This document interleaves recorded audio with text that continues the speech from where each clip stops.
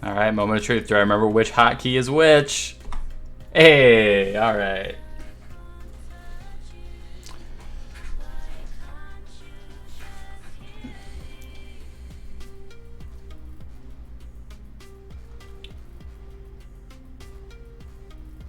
All right, someone follow, someone unfollow and follow to see if those are popping up because it's very important to me. There it is. All right. Perfect. All right. So we are going to be starting from scratch on a video game. I just deleted everything that I did earlier to test and see if I remembered how Unity works. So we're really starting from scratch. All right. Let's switch over to Unity. Woo! All right. So when you start a Unity project, all it gives you is a camera and a light. So we're gonna keep those for now. So what I want to start out working on is I want to make like a Resident Evil style old school tank controls survival horror game. Eventually, I think I want to make it like a procedurally generated one of those where like items and enemies are in different spots every time to give it a little something extra. But for now, first thing we're going to do, we got some ground and we're going to make a character. Perfect. This is, what should we name? We'll say player. Great. All right. I will try to explain things as I go here and there. Obviously not every single thing, but if you have questions, then ask. Before anyone asks, everyone always asks me on video if I'm drinking a Bud Light. No, it's a blue water bottle that looks like a Bud Light. Don't get me banned. I'm not drinking on stream, I promise. All right. First thing we are going to do.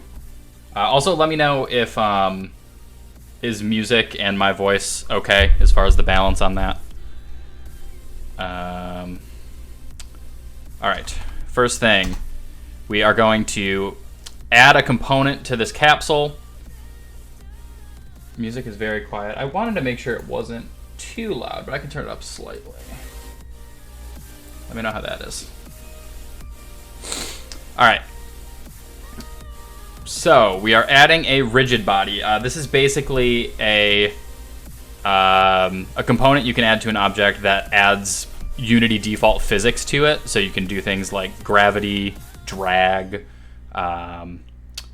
stuff like that. So we're going to do that to give it gravity and make it sit flat on our ground here. And then we are going to make a new script and call it tank controls. Oh, I cheated because I already made that earlier. Hang on, wait. No cheating. We need to delete that and start over. This is from scratch. All right, great. So when you type to add a component over here, it gives you all the default ones. And if it doesn't recognize the thing you're typing in, it assumes you are trying to make a new script, which we are. So basically, a script is a physical piece of code that we are adding to our object here. So we made a piece of code called tank controls, and we're going to do some programming. Make this capsule move. All right, we got a nice default thing here. So let's see if I remember how anything works under the pressure of doing it in front of people. Input, get key down. I would be absolutely lost without autocomplete with this default Unity stuff. I would forget how to format absolutely everything if it wasn't for that. All right, so basically what we're saying here is if actually we don't want get key down, we want get key. The difference there is that get key is continuous, get key down is only called when it's first hit. So basically you would hit W and it would move forward and stop, whereas get key is checking every frame. So we'll hold it down and we're gonna make this move forward. So we're gonna do transform.translate vector3.forward times, and we're going to use a variable like a responsible programmer. So up at the top, we are going to make a new variable called move speed. That way, we can easily change it later if we decide the speed's not right. If I was being lazy and stupid, I would just say like forward times 1, and then I would have to go back into the code if I decide 1 is way too fast. So to be smart, we're gonna do it this way. Give ourselves a move speed. Perfect. Gonna copy this, do the same thing for walking backwards. So keycode.s instead of w, and we're gonna say forward times. So how these games usually work is walking backwards is a lot slower than walking forwards. So we're gonna say -0.3 times move speed. And we can keep it at forward, that's why we're making it negative. So basically moving forward a negative amount is moving backwards. And let's make it else if here, so you can only do one or the other. You can't walk forward and backwards and move 0.7 forward. So that's good. Let's make another one here that is going to be, so again, we're doing tank controls, so an old like Resident Evil style thing. So it's forwards, backwards, and rotating. There is no like strafing side to side. We could maybe do that later if we really wanted to, but for now, let's say keycode D is going to be, instead of a transform translate, we're gonna get a transform rotate. And, oh God, vector 3s for rotation are confusing. I believe we want rotate up to turn right, and I couldn't tell you why that is. That is just from me having done this a bunch. And we're gonna do another that is rotate speed. Change this to, yeah, zooming in would be good. I assume it's really small on the screen. I could also probably, I wonder if there's a way to just make it look, like make the text bigger throughout.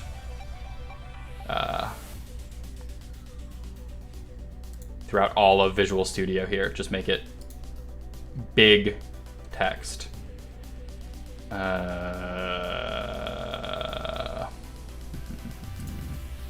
Where did that open?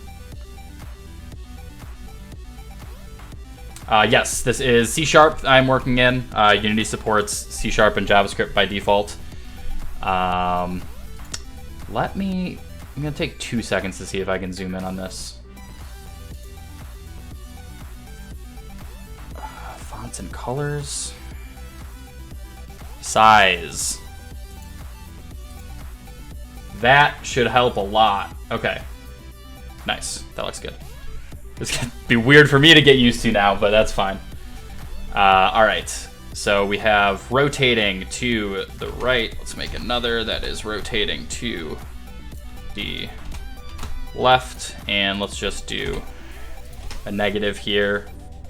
Or we can do it smart. We could do down instead. Not even positive those are going to be correct. So, all right. We should have moving forward, moving backwards, and rotating on our little capsule here. We need to actually set a movement speed. I am going to be conservative and say 0.1 because I think it's going to move a lot. Rotate speed, let's try 1. And then what I'm going to do on our capsule here is give it a little way that we can actually tell which way it's facing. We won't be able to really see it rotating without. So let's,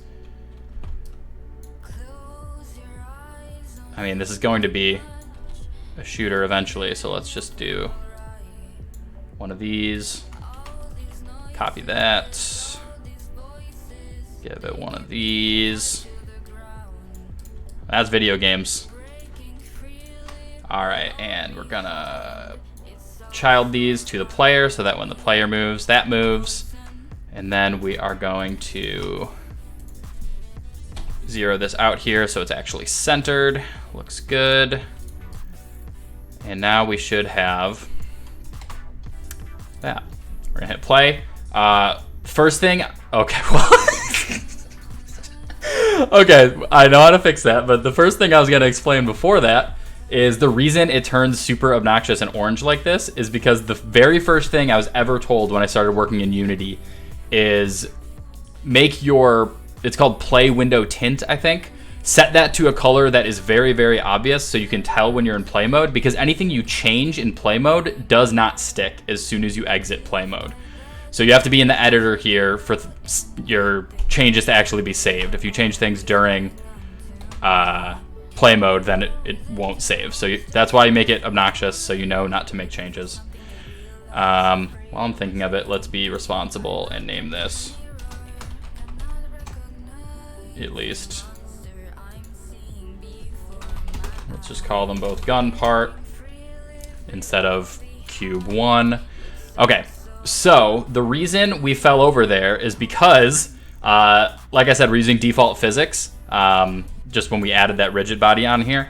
So these things that I childed have weight to them and are counted as part of this. So as soon as you hit play, our little friend here falls over because he is front heavy because of the gun we gave. So what we're gonna do is click on these gun parts and we are actually just going to make them not have collision. So we're turning off the collider here. And that should make them not affect the weight as well. And then what we're gonna do here is freeze rotation X and Z. So this basically means that in-game the physics will prevent this guy from rotating this way or rotating this way. Because we only want him to be able to rotate this way. For now, at least. Oh, yeah, my stream title is wrong, isn't it? I will do that.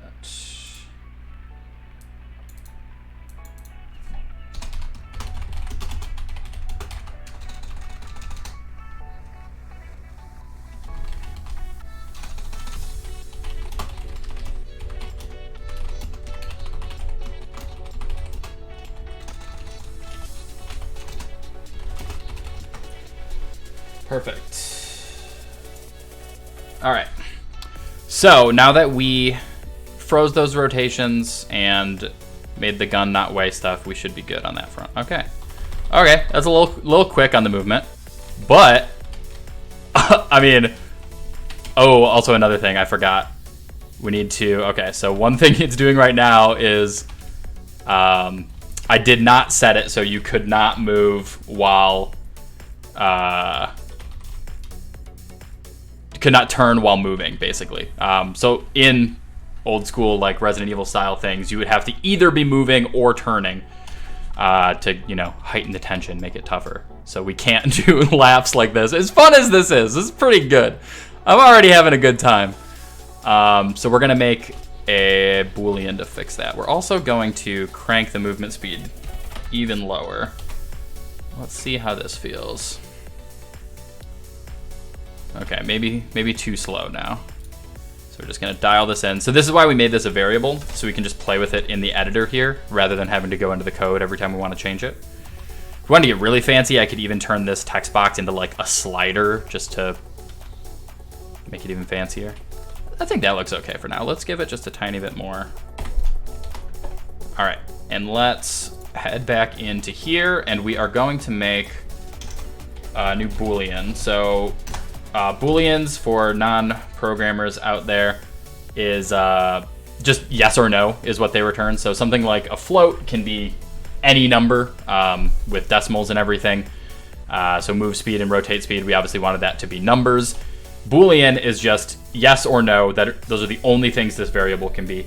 So we're gonna make a Boolean variable called isWalking and say while W is held down, isWalking is true.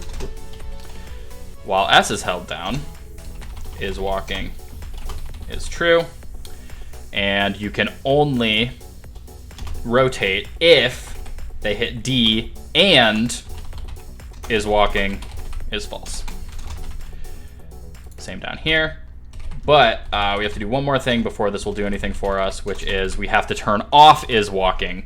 Because right now it's basically, as soon as W or S is touched for the first time, isWalking is permanently true, because we never set it to false anywhere. So let's add another little block here where we're going to say if input dot get key up, which is when you let go of a key, and we're gonna say key code dot w, and then we can just include in the same one. We can say or. God, typing in front of people, nightmare. Get key up. Key code dot s. Do we have the right amount of? We do. All right. If either W or S is lifted up, is walking, is false. Sick. All right. So now, also, another thing I should point out, when I'm making these variables, I'm making them all public. What that means for our purposes here is two things. One, I can view it on the editor here. So on the bottom right, I can see all of these variables and track them in real time as the game is running. The other thing public means is that if I need to access those variables from another script later down the line, I can. So if I need an enemy to check if the player is walking before it'll do something, it can access that because it's a public variable, versus if I said private here, it would both not show up in the editor on the side here, and other scripts would not be able to access it. The reason you would make things private rather than public is because it saves you on processing power. Like if you make literally everything public forever, it's slowing down the game because everything has to know about everything else. But cross that bridge when we get to it. So what we should have now is not being able to move while turning. Great. Oh, although you can, while you're rotating, you can start moving. I think that's fine, actually. That might be the way we want. While moving, you cannot start rotating to cancel out of it, but while rotating, you can start moving to cancel out of it. I think that's actually what we would want, control-wise. And we got backing up being slower than moving forward. That's great. Maybe a little too slow compared to moving forward. And everything we want. You can no longer do that. Great. And you can track, this little checkbox here is telling you if it is true or false. So while moving, Boolean true. As soon as you let go, Boolean false. So that's great. All right. That's a video game right there. So what should be the next step? Let's first dial in this movement speed. So I'm gonna say instead of 0.3, let's go with like 0.4, and then let's turn the overall speed down slightly because moving forward felt a little fast there. Feels pretty good.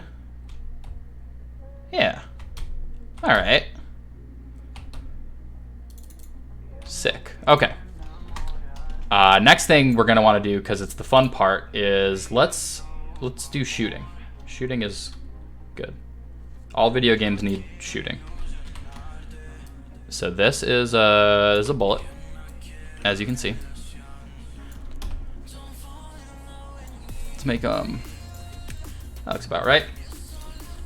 And let's make a new material. Call it bullet.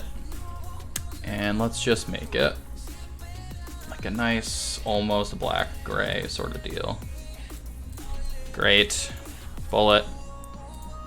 And we're gonna name this object bullet as well. At some point I'll organize this stuff, you know, you make folders, you say this is for scripts, and you put your scripts in here, you say this is for materials, whoa. And you put materials in there. All right, and then we are going to make a new one called prefabs, and we're gonna make this bullet into a prefab. So basically what this means is we're making a prefabricated object that we can make copies of whenever we want, which is great for things like bullets. So the next thing we need to do is, let's see, let's make first bullet flight. Is that a good name for this script? Let's just say bullet movement. We're making a new script, bullet movement. Put it in our scripts folder to stay organized. then let's open that up. We got another fresh script here, and we're just gonna say, let's see, let's just make it real simple for now, and we can always change this later, but let's just say every frame transform.translate.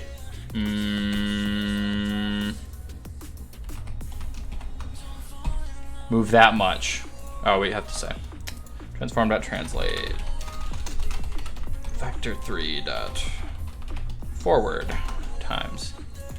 Needs a direction. We can't just say move 0.25 and expect it to know what we mean. Now we're going to find out what direction it thinks forward is. I think it's going to be, I think it's going to be this. So let's just see what happens when we start up. I don't know where that went. Where did you fly off to? Forward is down for it because, okay, so the reason forward is down for it is because it started out like this before we rotated it with this, this being forward. And when we rotate it, it retained that being forward, so it thinks forward is this. Meaning, easy fix, we're just gonna change this to up, meaning that it is now going to move this way. Hey, there we go. Bullets flying in the right direction. So basically all we're saying is what these things do, this bullet object, is as soon as it exists, every single frame, it flies forward. That's all we're doing for now with this. Let's also just do void, oh god, what is it? On collision enter. Let's say when it hits. So what we're gonna do here is this is basically, it is calling this when the bullet hits anything, any physics object. So when it hits something, we're just gonna say destroy game object, which is itself. So if it hits something, it gets destroyed. Let's just make a nice little wall to shoot into over here.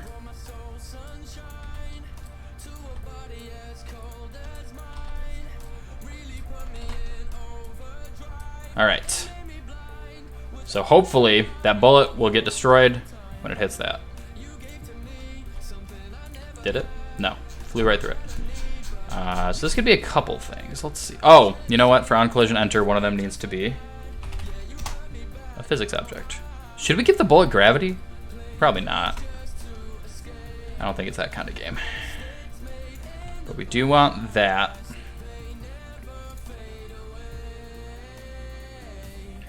There we go. So we can see on our hierarchy over here that the bullet indeed disappeared as soon as it hit something. Great. All right. Later we can obviously get fancy and say like when it hits something, before you destroy yourself, make a bullet hole or whatever, so you can track where things happen. So for now, we have a bullet that does that. But right now we just have the one bullet and it's not actually coming out of the gun. So that's why we are doing this with prefabs. So we actually need to... does this have the rigid body I just added? Okay, so we need to push these changes to prefab. Oh, you know what? We were just adding the one in this scene. Okay. So when we added the rigid body, we were doing it to just the copy that was in the scene, not the draggable prefab one. So now we have this. Let's just go ahead and lock rotation on all of that because we don't need the bullet to rotate. All right. Now we can actually delete this one in scene because we have this draggable one from prefab, so we can make as many bullets as we'd like. And the next thing we're going to do is make gun shoot. So let's go back to our player here. We have tank controls. Let's do a script called shoot. All right, put this in scripts. Takes a sec. All right. What we're gonna do here is, all right. If input dot get mouse button down. And mouse button, yeah, 0 should be left click, I believe. And I think right click is 2 and middle mouse click is 1 and then 2. So if left click, instantiate, let's see if I can remember how this works.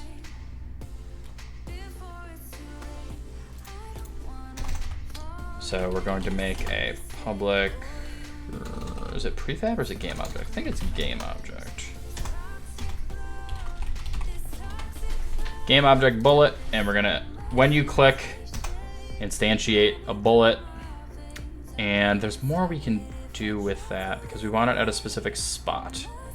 So this is the best part of game development, where what we're gonna do is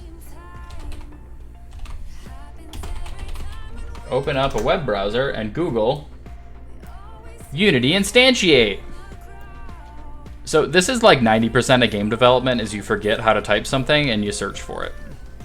So don't be afraid. That's just how it goes. So we want to instantiate name of the prefab. Then this should be the position we are instantiating it at, and this is the rotation we are instantiating it at. So let's do. Here's what we're gonna do. New vector 3. We want it to happen sort of at our player's position, but not quite.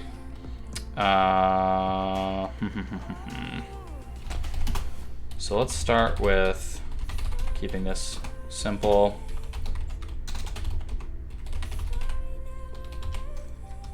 Just for my own sanity, and then quaternion dot density.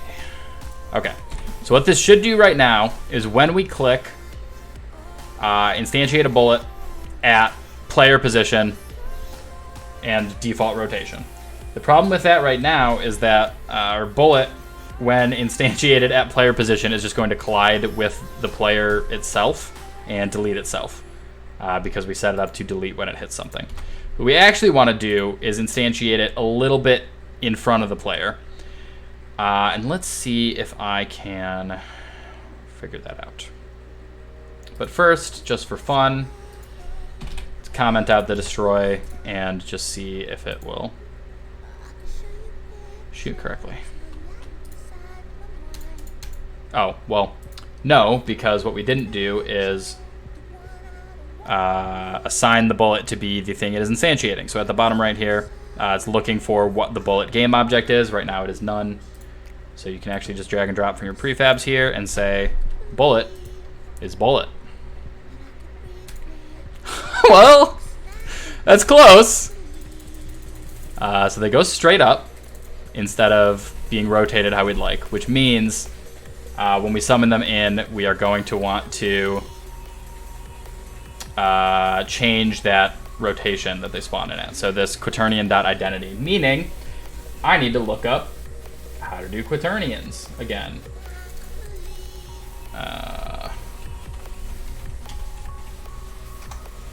Let's see, can I do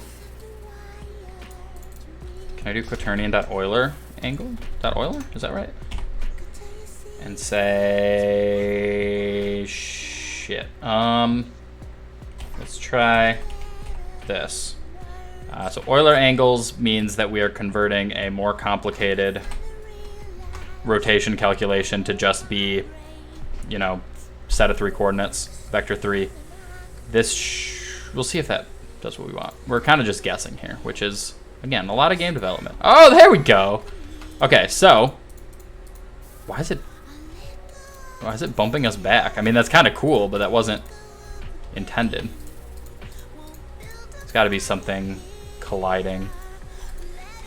Also, you'll notice it is not going off of player rotation. It is just going off of world rotation. Yeah, I keep weird things that happen all the time. Like the whole it's not a bug, it's a feature thing is real. Alright, well, this is close, but we need it to change with player rotation. So, what is the best way to do this?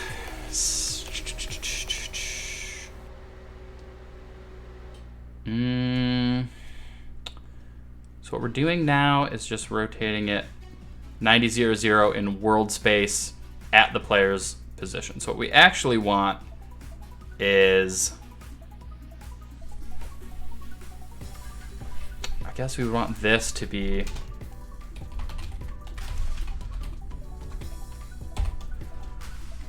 this, which is the player's Y rotation. Let's see what that looks like. No. That looks like nothing. That's so funny that it has like kick. Okay. Let's see.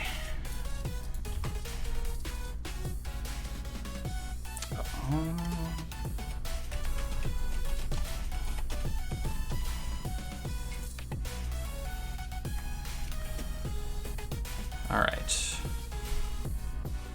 Let's think about this.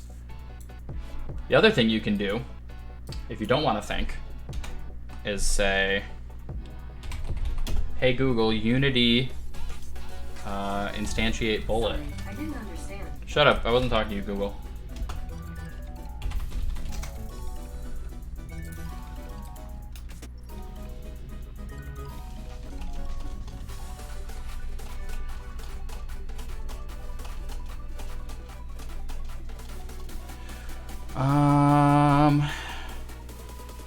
How do we make it?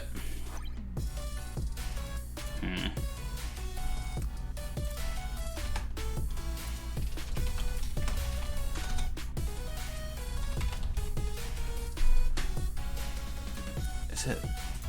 Can we do this? Is this a thing? Local rotation versus rotation? No. Because, yeah, these are just facing the way that they face, right? Yeah. Let's see.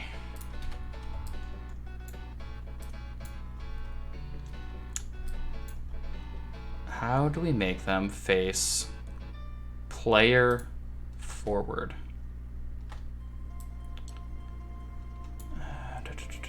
Maybe we don't want.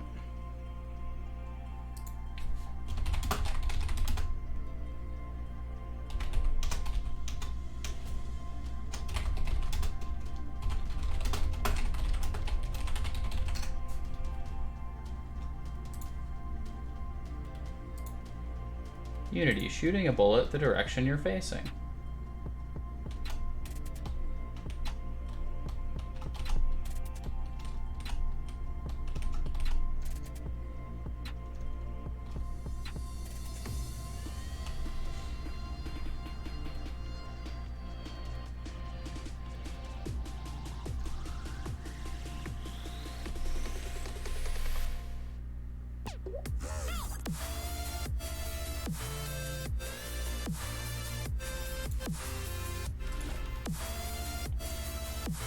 Yeah, let's do that. How do I?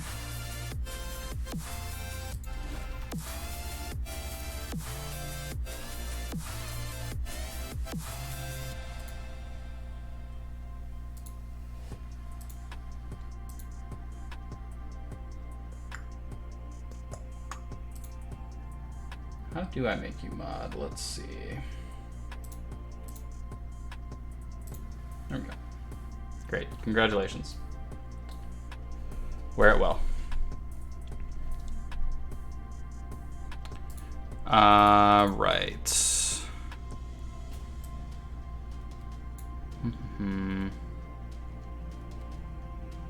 Maybe Quaternion Euler is the problem. Turns a rotation that rotates C degree.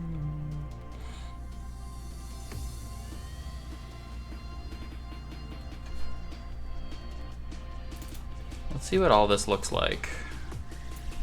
With just zeros, just so I can see. That can give us a sideways bullet, probably. Oh, right. That was that. Okay. And then if we change this.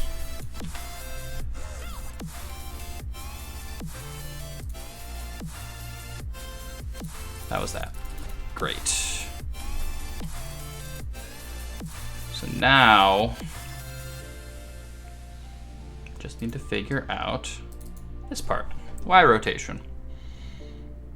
It should have been as simple as the player's rotation. Let's see.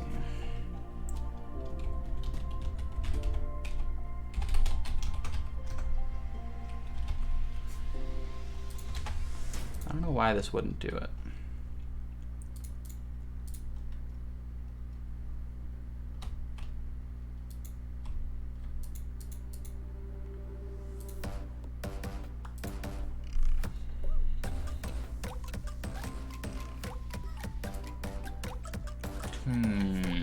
Transform.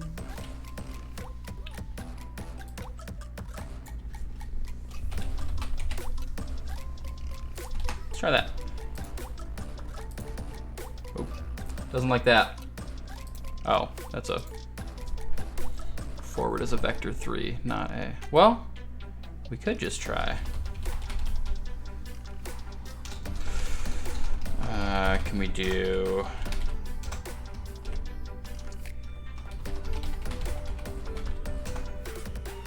Huh? Do you like that? Oh, no, we wanted. Do you like that?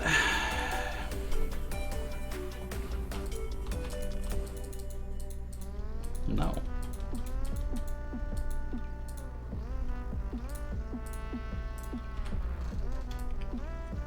That is... Okay, what if we tried?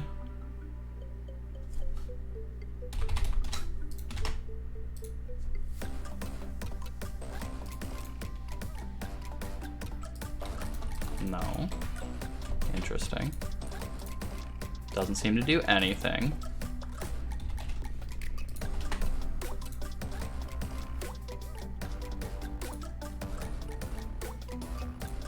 Okay. Let's get simple with our Google searches here and just say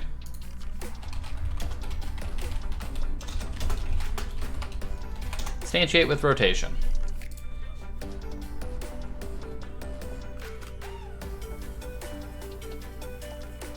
Yep, Quaternion.Euler. That's what I was doing. Oh, did we not have the vector 3 before? That could have been it.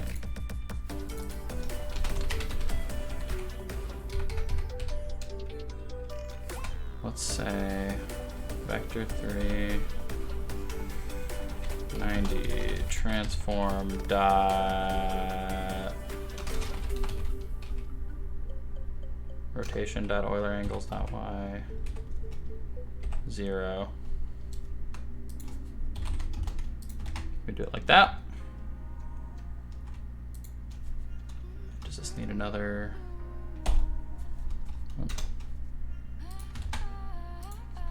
Get those error lines out of there. Looks good. Great.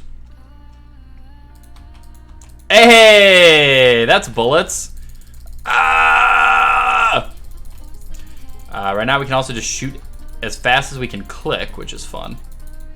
Unfortunately, these are all staying forever because we turned off that destroy thing. So the other thing we're gonna do, just to save on, what do you call it? Processing, rather than having all those bullets exist forever and never get deleted, and eventually you would have memory problems.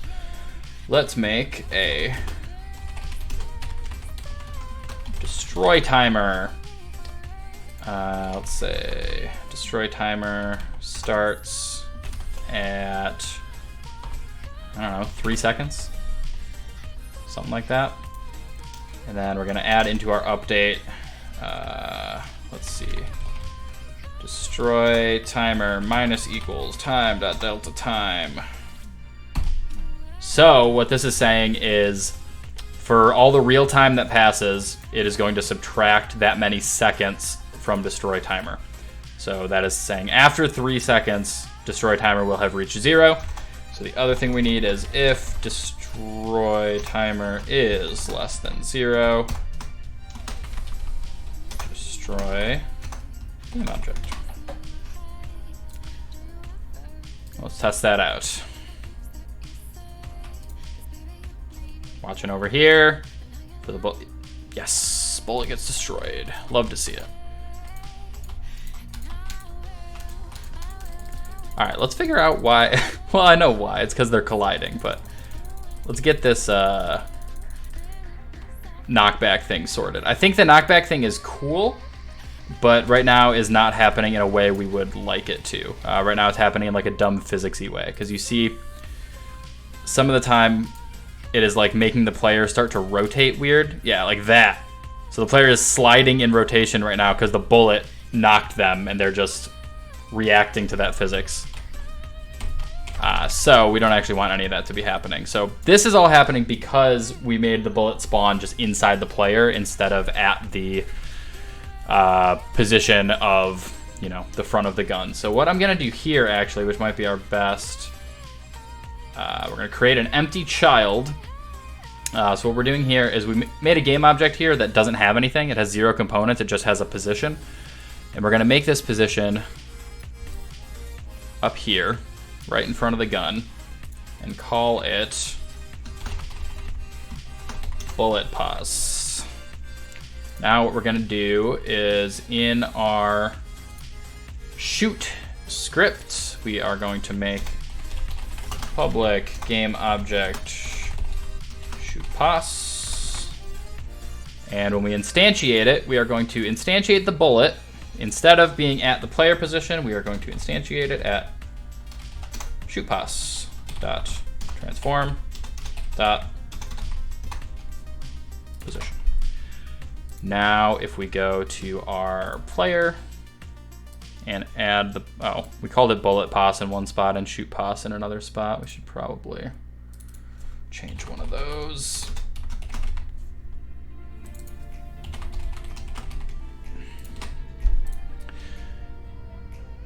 All right, now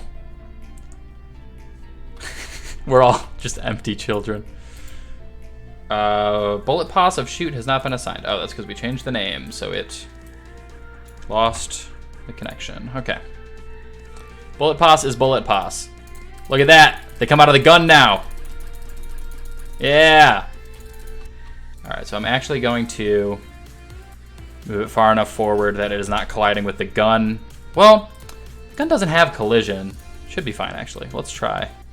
Because it does look nice actually coming out of the gun like that. So let's do uncomment this.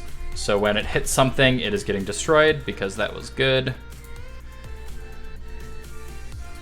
Nice, and it is not colliding with the gun and getting destroyed. It is getting destroyed when you shoot into this wall. All right, this is video games.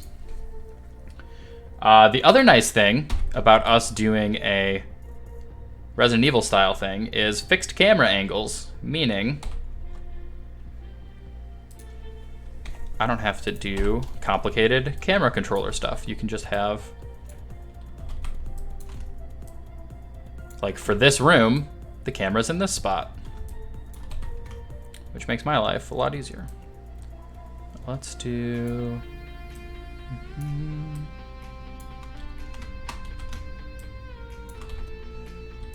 Great. Up here, you can toggle between global and local for rotation, movement, things like that, which is nice for like right now. If I was on local movement, moving it forward and backwards is like this. You can see a little preview down here. Versus if I switch it to global, I can keep it on this flat plane with the same rotation and kind of position it where I want. So using both is good. All right.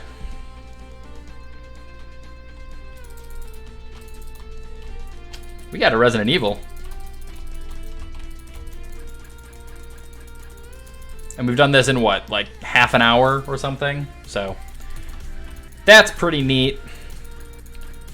All right, let's. What do we do? What do we want next? Enemies? Maybe we want enemies. Or do we want? We could also do like ammo. Ammo system could be fun. Let's do enemies first, and we can just dick around shooting a bunch of enemies, and then after that we'll add difficulty by making ammo. So as everyone knows, the enemy of Default Capsule is Default Capsule, but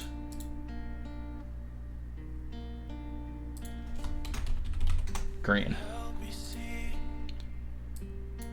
What's a good zombie green? Like a, yeah. As a zombie, if I ever saw one.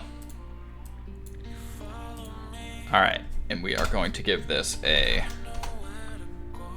I don't like this song. I just want no singing. Why is that so much to ask, you know? All right, this is a zombie.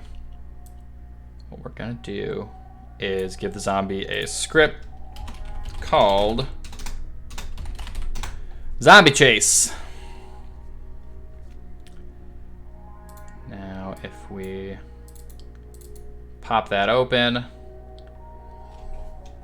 the first thing we want to do is make the zombie aware of the player. So we want public game object player. And let's make it extremely simple and just say, what is it? There's a transform.move towards. Something move towards. Unity move towards. Vector3.move towards. So we want transform.translate with the vector3.move towards. Is that right?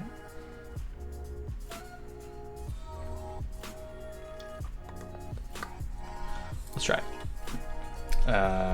Every frame transform. Is it just transform.move towards? No. Transform.translate vector3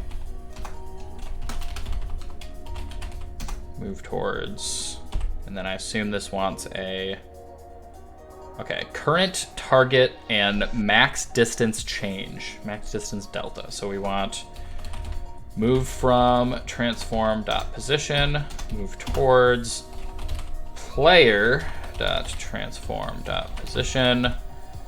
Max distance delta, I have absolutely no idea, so we'll try 1. The reason you put the F after numbers like this is to tell it that it is a float. Float being a type of number that can have decimal points versus integers can only be whole numbers. So adding an F at the end of your number is just telling it that it is a continuous number that can account for decimals, and all that can use math with other things and stuff like that. All right, player is player. Let's see if the zombie chases us just like that. Where did it go? Let's pause and find our. Where? It flew away real fast, so let's let's see what happened there.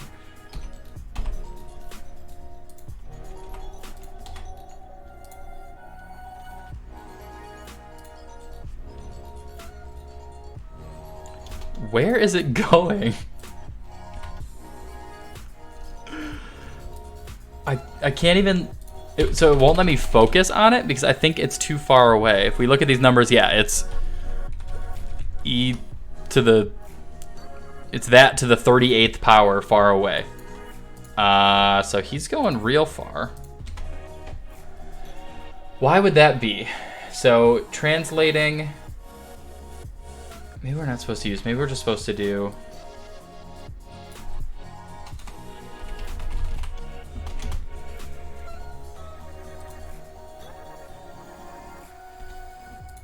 Like this. Position equals move towards. Is that better? Yeah. All right. Yeah. And I like that we're faster than him if we're going forward, but not if we're going backwards. That's how this should be. Perfect. Okay. All right. And then he bumps into you, and you have a good time. They look like a salt and pepper shaker next to each other. All right, nice, easy enough. And then, I mean, obviously, what we're gonna do is say this is zombie. Let's go ahead and make zombie a prefab, so we can just.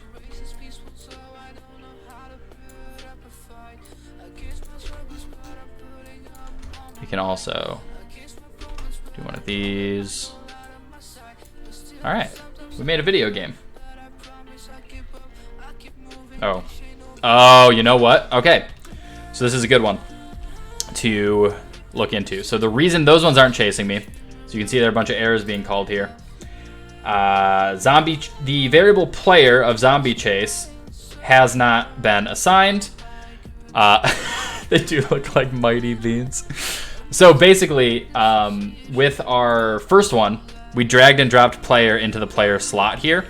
All these summoned ones don't know what the fuck player is. They're just sitting here, and they don't know. I didn't drag and drop for each of those. So what we're gonna actually do instead is put it in the code for zombie chase. We are gonna say at start, player equals. Let's see if I remember this one. GameObject.find player. And it is going to assign its own variable to whatever object it finds in the scene named player. You can also use things called tags. So I could go up here and tag this as the player. I could tag this as a wall, tag these as zombies, whatever. Just that makes it easier later when you're trying to do things like this that reference other objects.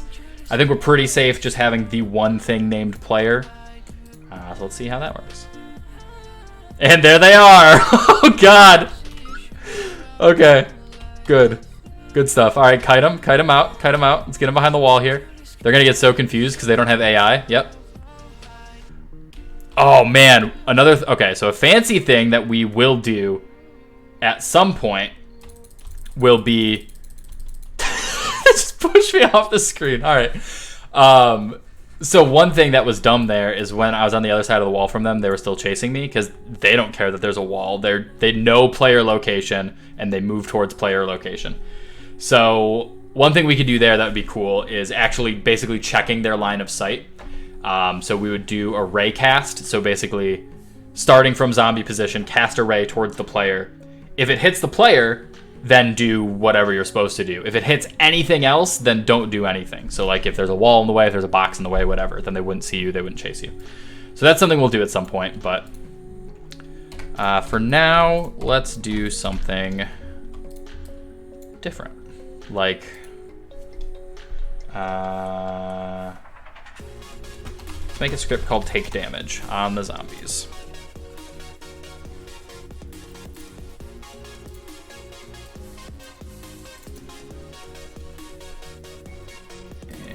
Go ahead and open that baby up. We're gonna do on collision enter again. And now what we're gonna do is, like I was just talking about with tags, that's gonna come into play now. We are going to make a new tag called bullet, and we are going to tag our bullet prefab with bullet. Now, when the zombie here is checking when something collides with it, we're gonna say if thing that collided with it dot GameObject dot tag is exactly equal to bullet, then what do we want it to actually do? Let's make a new thing here that is get hit. So this is something, God, I don't remember my programming terminology. We are going to make this get hit action happen externally. So basically we can use it with bullets, we can do other things with it later, but making it a public thing that is just get hit means we can call that from other places and make it the same no matter what and not have to copy that code every time. So the other way we could have done it is like in here Where it says get hit with bullet, we can say like, you know, okay, well, it's automatically doing things, but you do change color and, you know, subtract health, whatever you would be doing. You would put those things in here, but doing it this way is better because if we put all those things in just get hit, we can call get hit from anywhere. So we can do it from bullets, we could do it from whatever other damage sources there are gonna be. And then we only have to type everything once. And if we need to make a change to what happens when the zombie gets hit, we only have to change it once. And it'll be changed for everything that calls get hit. Another thing we could do is... let's do this, because this is actually important. So when you call get hit, you also have to type in how much damage that thing is doing as a float. So we need to do a couple more things here. Let's do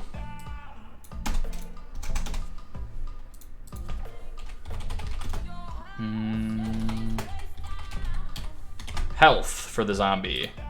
And let's get a little spicy with this and say the health is slightly randomized, like D&D-ish. Health can be anywhere between, let's say, 8 and 12 for these guys for now. And we're gonna say bullets do, what's an interesting number so that sometimes it takes different amounts of bullets to kill them. Because 4 is not interesting for that. 3 is, because then 3 is either 3 or 4 bullets, but never more than that. So let's do that. So we're gonna say when they get hit with a bullet, get hit 4, and health equals health minus damage. So when they get hit with a bullet, this is telling them to take 4 damage. It goes to get hit and subtracts 4 damage from their health. Another thing we're gonna do is let's make them flash red when they get hit, because this is video games after all. So let's make new material. We'll call it red. Make it very bright and obnoxious.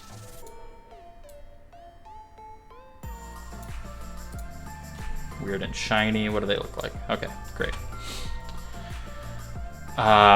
So let's say in here we're gonna say how black was it? Material.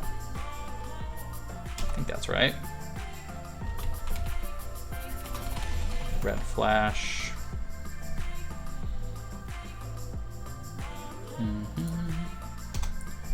I think we let's see if I can remember this stuff without looking it up. Fun challenge for myself. Renderer dot material equals red flash. So right now, just to test it, let's see if it turns red and stays red when it gets hit, because we haven't reset it anywhere. Yes.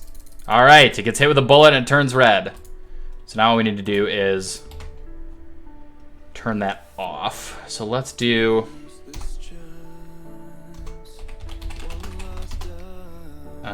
material reset timer. Let's start that out at 1 second's too long even. Let's do like 0.1, and we'll say this also needs a bool with it that is flashing. All right, so when it gets hit, is flashing is true. And in update, we're gonna say if is flashing is true. Material reset timer minus equals time.delta time, same thing we used before. So if it's flashing, it'll count down from 0.1, and then we'll say if material reset timer is less than 0, is flashing is false. And we're gonna have to turn it back green. So let's add our default zombie green as a variable as well.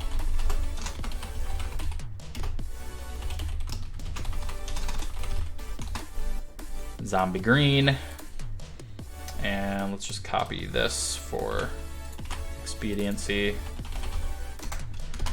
All right, turn zombie green, stops flashing, and then let's reset the...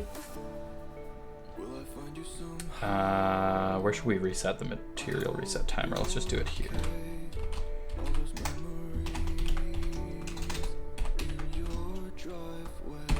The song sucks. Okay. All right. This all looks good to me. We will assign zombie green here. All right, let's see if it flashes red and turns back to green. Nice! That looks okay.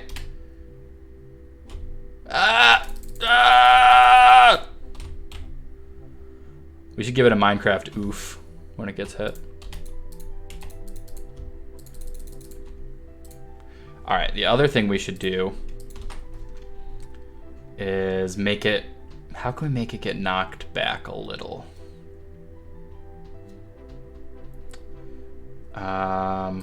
Let's do something fancy and say vector 3 collision position. And here we will say 4 damage, and the collision position is, oh god, how do we call the,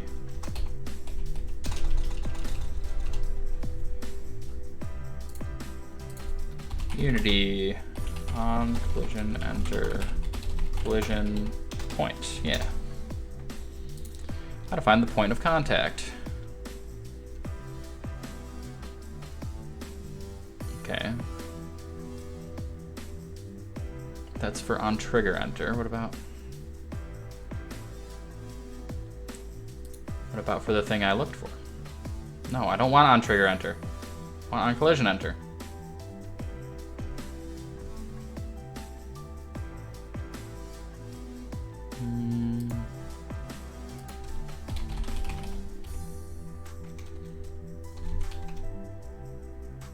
Contact point.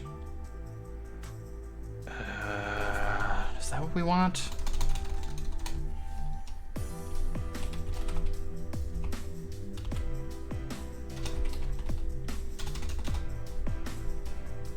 Let's see.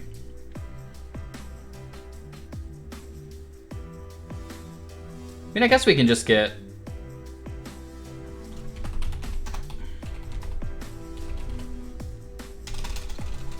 this should work. Just get the position of the bullet, and then we're gonna knock it back from there. All right. All right, so then let's go and look at, where did we have zombie chase? So we basically want a reverse of this, moving away from, we don't want this to be player, we want this to be collision pos dot, actually not dot anything, that should be fine. We want it to move a little chunk. Let's try 0.1. So that should do a knockback. Oh, we want negative though. That's right, because we don't want it to move towards the bullet. So what this should do is when it hits a bullet, or when a bullet hits it rather, when it's doing all this other stuff about getting hit, it'll move away from the source of the damage.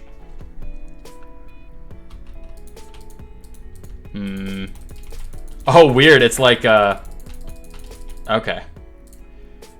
Interesting, so right now it's moving away from the bullet itself, which is why it was going at like weird angles like that. All right, first thing we should do is up this. Wait, that's the wrong one. Up this a lot. But what we were gonna want to do eventually is make it so it's just, we actually do want it to be away from the player rather than the bullet. Otherwise, it's, yeah, it's gonna get weird. Okay. So we are going to once again make this aware of the player. And at start player equals game object dot find the player. Cool. And then we're actually going to make this not move away from collision position, but move away from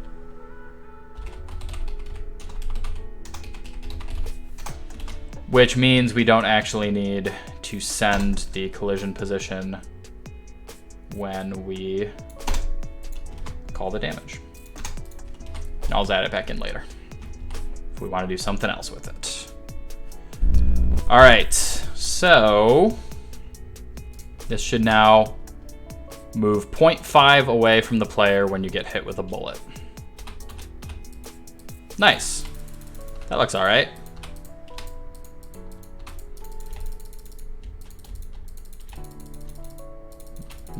Okay. Gotta be kind of specific. So one thing that would make that easier is, all right, let's see if we can do something real crazy.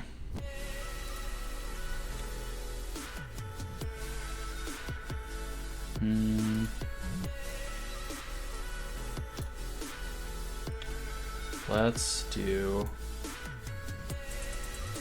spotlight right here. Rotate it like this. Make it red. Make it extremely intense. And make the angle really narrow. We got a red dot sight, huh? I wish it actually had like a line in the air, but let's see if it shows up on the guy, which would be cool.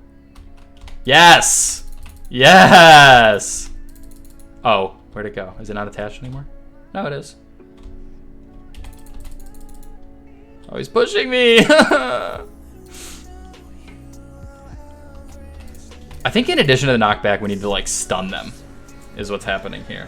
Because it's not actually doing that much on its own. So let's say,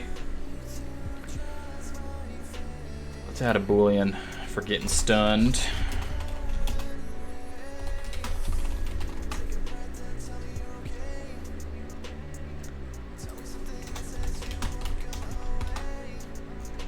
And same stuff, we're gonna do a float for stun reset timer.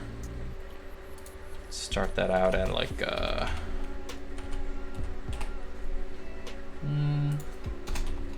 let's try that. And we're kind of just copying this and changing the variables. So let's do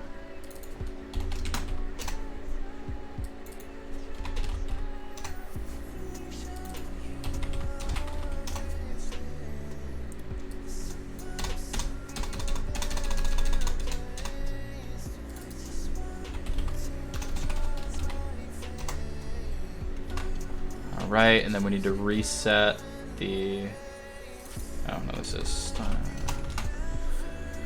we need to reset that timer, so we can just do that here. What did we say, 0.3?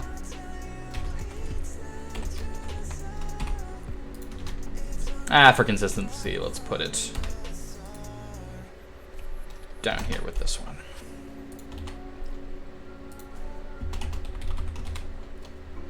All right, so now we should stun for 0.3 seconds when we hit them with a bullet, which should make it a lot easier to shoot them in like, nope, that didn't do anything. Oh, we didn't make it stunned do anything. So they are getting stunned, we just didn't say that they can't move while they're stunned. So, oh, this is gonna get tricky now. So this has to now reference another script on the same object. So the zombie chase will now need to only do this if yeah, exactly.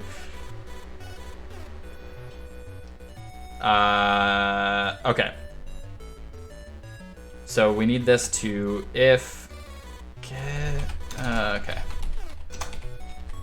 Had to wrap my head around what the syntax for this is. So we need to reference the script take damage. If take damage dot is stunned equals false, then you're allowed to move. All right.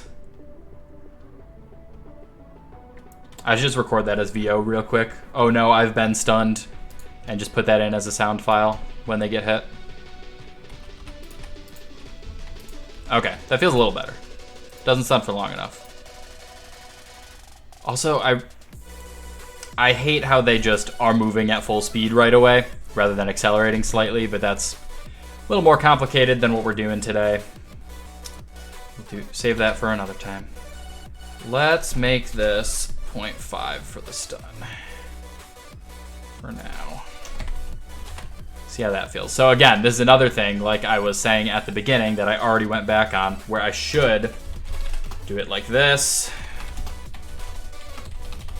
Give myself something to work with outside of the code. Get rid of this. Stun duration.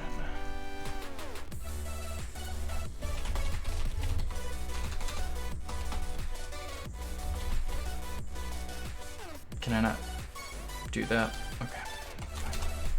We'll do it in start. Equals stun duration. And now we can, from the inspector here, change our, hopefully. Oh, it's up here. Stun duration, 2.5. Oh, I should also look. Oh, they are losing health when they get shot. Oh, that feels way better. Is that negative 20 health? All right, now, one thing we haven't done is... All right, so we have to make it funny when they die. And not just make them disappear when their health is below. Like, obviously, that would be one line of code to say if health is below whatever, destroy self. But it would be even better if we just made them like ragdoll and fall over or something. So let's do that instead.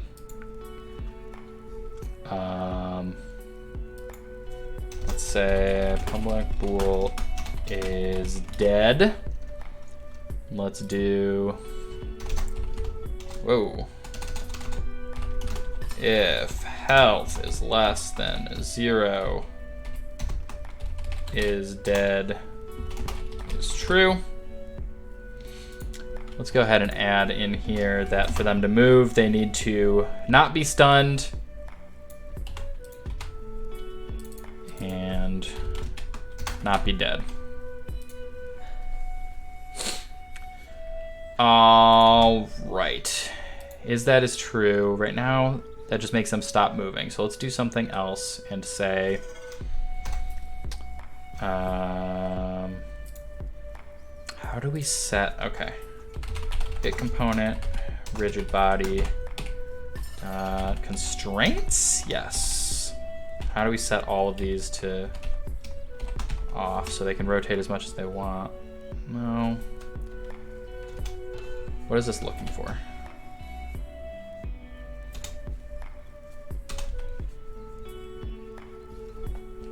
Get and set.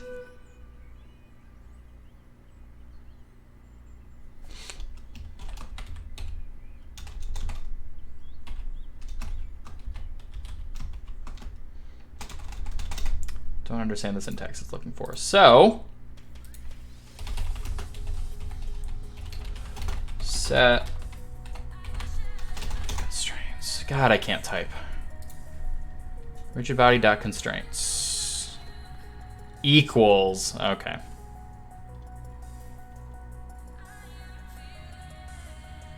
Now, are these toggles? Ah, constraints dot none. That is what we're looking for. equals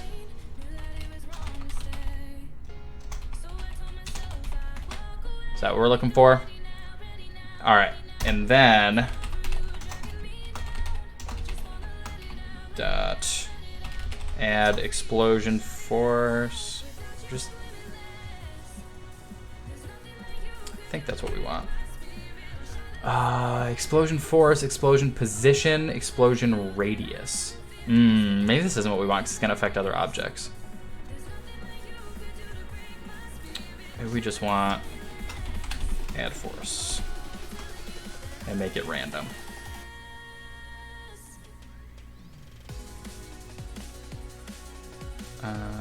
Okay, and we'll say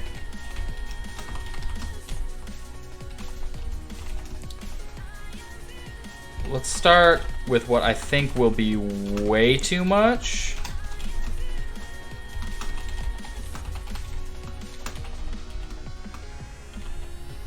Oh, actually, that's gonna look weird because it's gonna do it the same every time. Let's do this.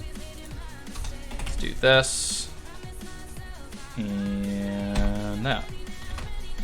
All right, so what this should do, when they die, their rigid body constraints are no longer locked, so they can fall in any direction. If you remember the thing from the beginning where it fell over on top of the gun because capsules are rounded on the bottom.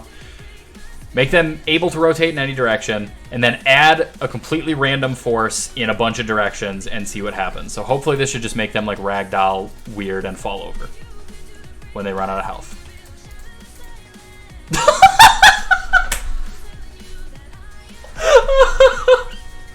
All right. This is finally a good use. Let's look at an instant replay. Oh, I didn't hit the button fast enough. It's just instant replay me laughing. All right. This is finally a good use. And oh man, that was good. Let's try it again. I want to see that again.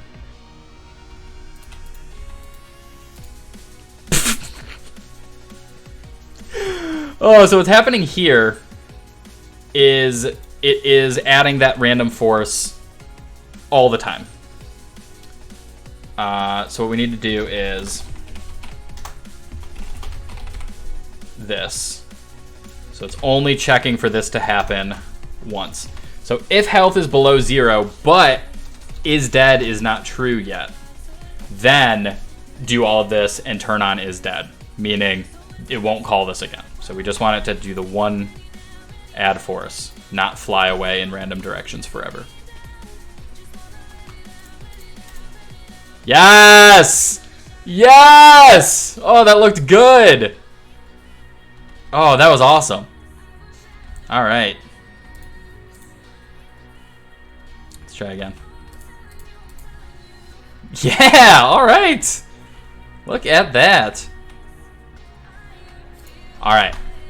Now, let's turn it into a game. Delete this. Make this just so it has the updates. All right. What we're going to do now. Let's see.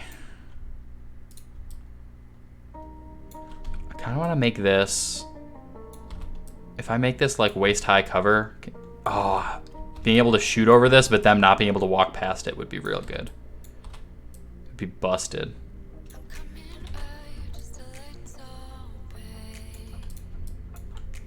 All right, let's make a zombie spawner. We're gonna make an empty object called a zombie controller. Make a new script on it called zombie controller. All right, into the scripts.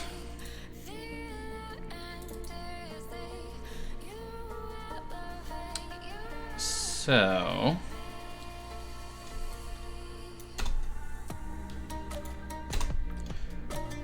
what's the best way to do this? Let's make some specified spawn points, I think. So let's make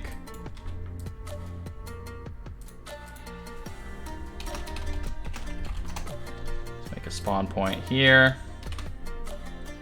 Let's make a spawn point here. Sure, let's leave it at that for now. Let's make an array. Let's get real fancy. object array spawns. Okay, let's think about this.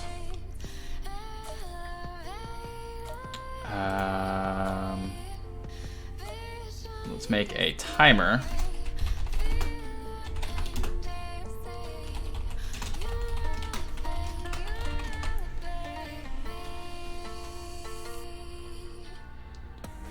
And let's say zombie spawn timer, our old friend time.delta time. If zombie spawn timer is less than 0, do a thing down there, and let's get zombie object. Let's call it zombie prefab. What else are we gonna need? With a timer. Okay, this looks good. And while I'm thinking of it, let's just give it the zombie prefab to spawn. Let's give it, all right, lock this, select spawn points, make those into the spawns array. All right, our array is too big. It has 2 spawn points. If the timer is less than 0, instantiate zombie prefab at spawns random.range 0 and spawns.length. Do arrays have length or arrays count? Is a list count? Let's try this.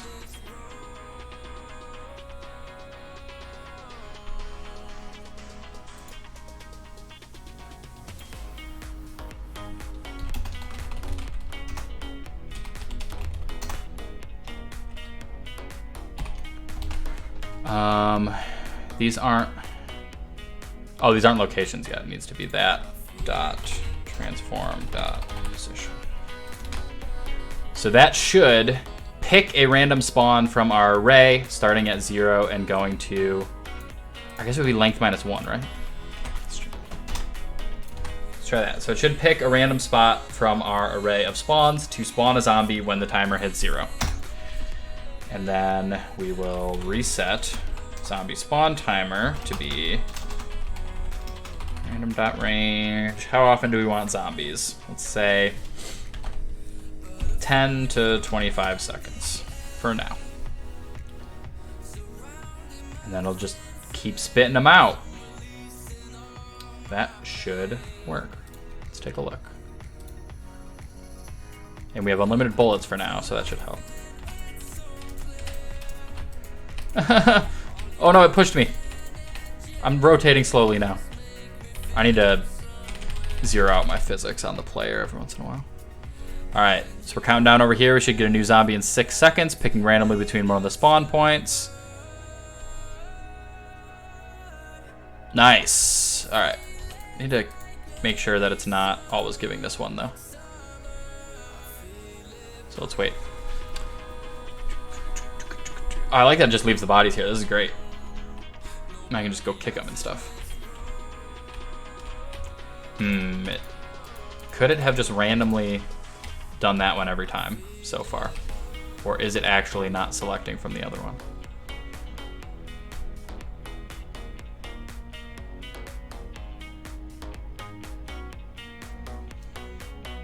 And yeah, okay, it's only spawning there, I think. Maybe we do just want it to be 0 to length, not 0 to length -1. Let's add another spawn point back behind our little wall here. Go ahead and add that to the array. Right, and then we were going to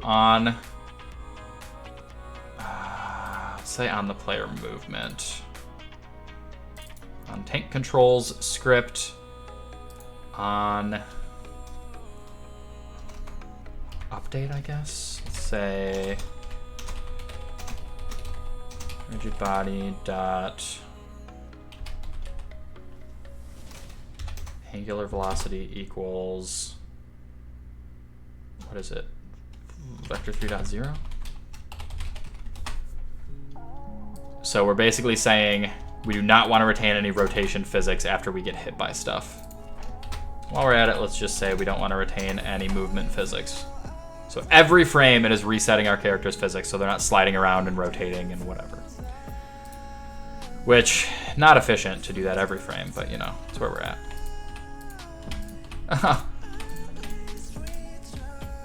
Did a little hop, that was good. Where are they? Let me at them. Ah!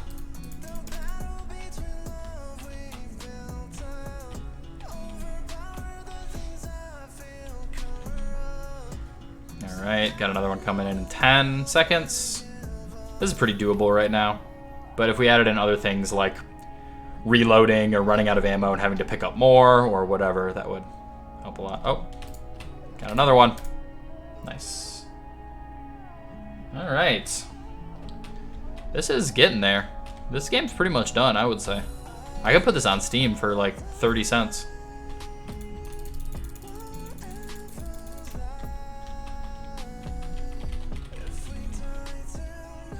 Show yourself. I think I actually want the rotate speed to be less so I can dial it in better. I think it does too much right now.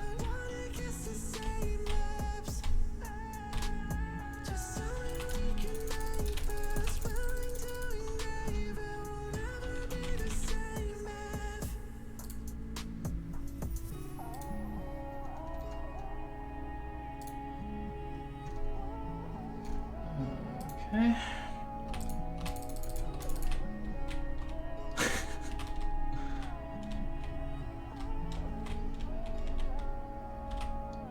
Oh, you can jump off of them. And you fall super slow because I'm resetting my physics every frame. Woohoo!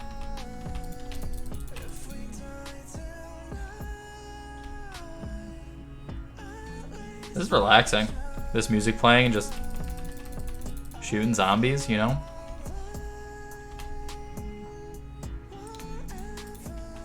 Ah! What an idiot. Alright, I want to make our red dot sight a little better. I want it to actually have like a trail through the air. I wonder if this isn't the easiest way to do that, but it might be the coolest way to do that. Let's see, where is...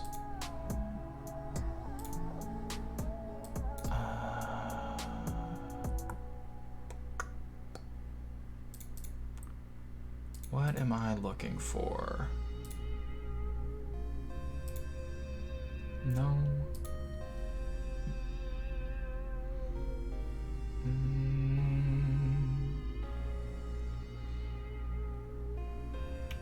Rendering? Yeah.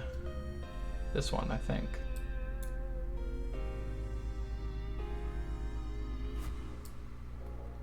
Lighting.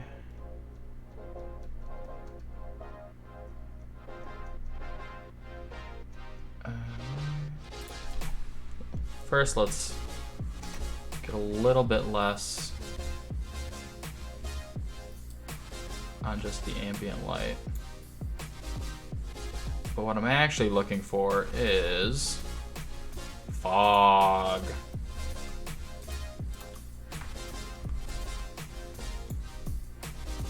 Yeah, now we're getting stupid.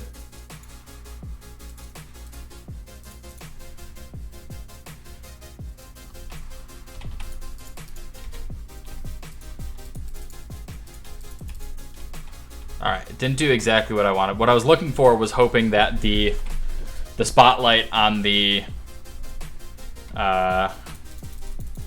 red dot sight gun thing we have would... Oh, I just realized it. Interesting. The red dot sight... Okay, I need to move it up slightly because right now if you'll notice when the bullets are flying, on the back of the bullets, you can see the red from the spotlight. So it's like directly behind them and it's getting caught on the bullets. So let's look at our spotlight here and actually move it above. Why can't I see the... There we go. All right, that looks cool. Let's go ahead and also add a little...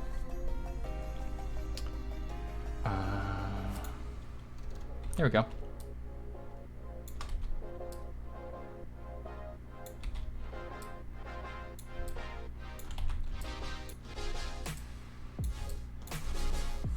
Cool, cool. That is just another gun part. And then let's, while we're in here,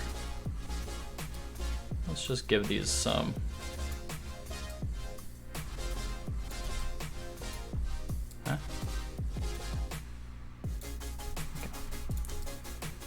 All right.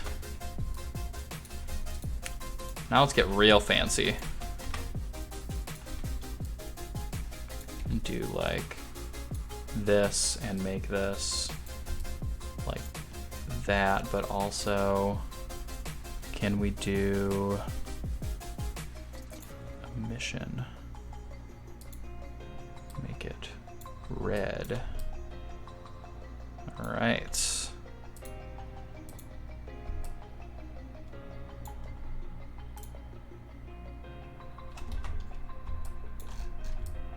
There we go. Very fancy. Oh, look at that gun. That actually looks so much better already on the gun. Just making it black and adding the little scope to it. Wow, look at that.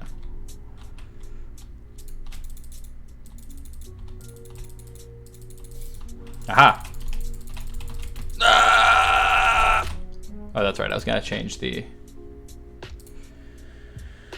rotate speed slightly. A little too fast right now to actually hit what I'm trying to hit. Cool, cool. What is next? Oh, that's right. I still want an actual like beam with this. I mean, we could do it real stupid. Yeah, let's do it real stupid. And make a material that is red translucent. Make it a fade. Make it like this. And make a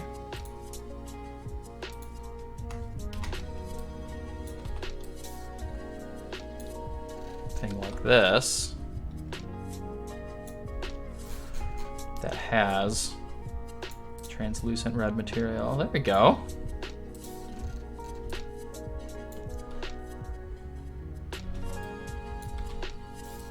And with fog, it should just trail off on its own, and eventually you won't be able to see it. I mean, that looks stupid, but also looks kind of what we were looking for. Oh, it has physics. Hang on. No, thank you. None of these gun parts should have physics.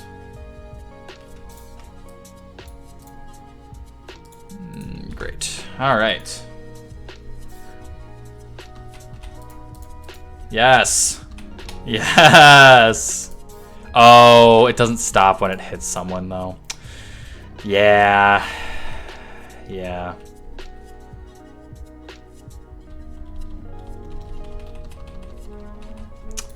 What's the easiest way to do that? I mean, we can get really crazy with this just to make one very specific thing, so let's do that. Let's say red dot site new script. If we're gonna get stupid, we're just gonna go all the way stupid and make an entire script that is going to, oh man, okay.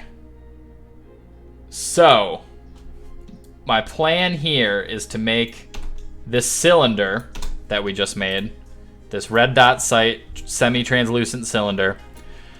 Detect. Okay, we're gonna make a ray starting from the player, casting forward, and that is going to hit something eventually. When it hits something, it is going to communicate that position and the player's position to this cylinder. Tell the cylinder to go to the midpoint of those 2 points and stretch itself in between them. So it will always be the right length for the thing it is making contact with. And we're going to do all of this just to make this cool looking red dot sight on the gun. And there is definitely a better way to do this, but this is a fun, stupid way to do this. And now I'm attached to it. So what do we need to do for all this? We need to make a ray. Let's look up some of that. Been a while since I did some physics raycast. Yeah, that all looks familiar.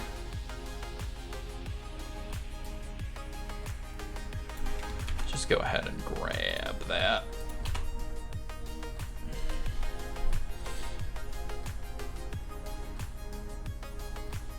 We're gonna need a public raycast hit.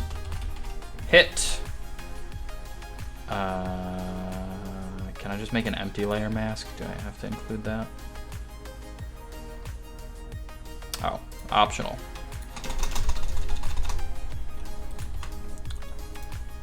Okay.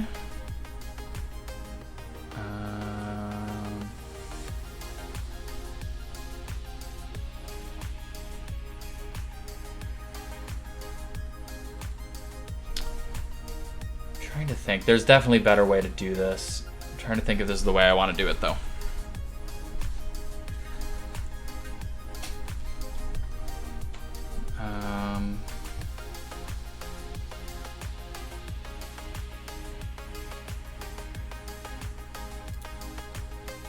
My head hurts. So let's... What are you doing to me?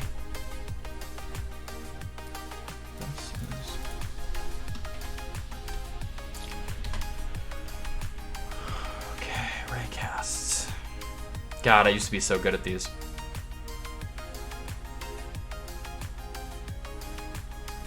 Okay, so it is outputting what it hits on a forward raycast. Okay, let's also do this part where we draw it just to make sure it is displaying correctly. Oh, this is on the... We don't actually want it on here, do we? Let's see how that looks.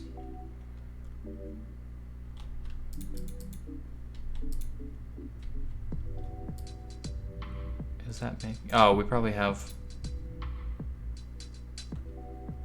do we have that stuff turned on? Debug stuff? We should.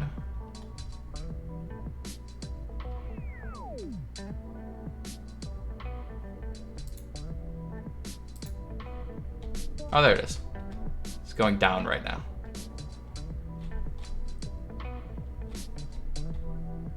Okay. So that is forward. So we want it to go. Okay. We want it to go up, and we actually want it to start at player position. So let's do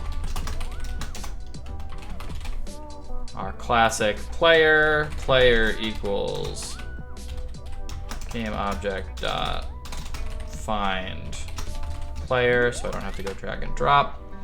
And then we want this start position to be player dot transform position. Go relative up from there. Output hit. Turn it yellow. Okay.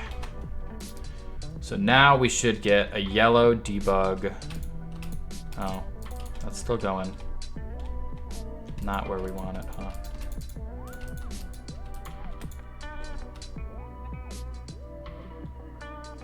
Raycast from... Let's see, what are we doing here?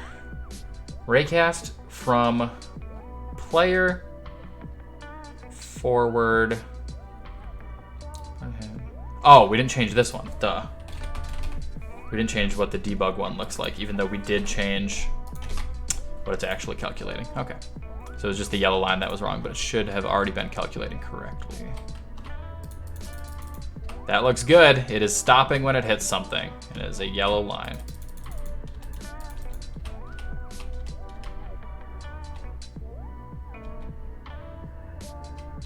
It's starting from player center. We want it to start from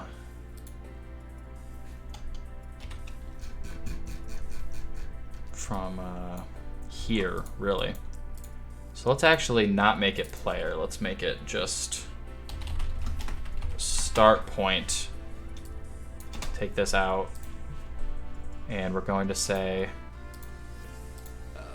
what is the piece? What's this? What's the little one called? That one. This is the one we care about. Part one. So we're going to take this, drag it into... Okay, well, it still says player, but I changed it, right? Update, please. Oh, there's a error because I didn't change these, of course. Yes, yes, calm down. I'm fixing it. Get those red lines out of here. Now it should update over here. Great. We can take this in here. All right. So now should be ray casting from there forward when it hits something. All right.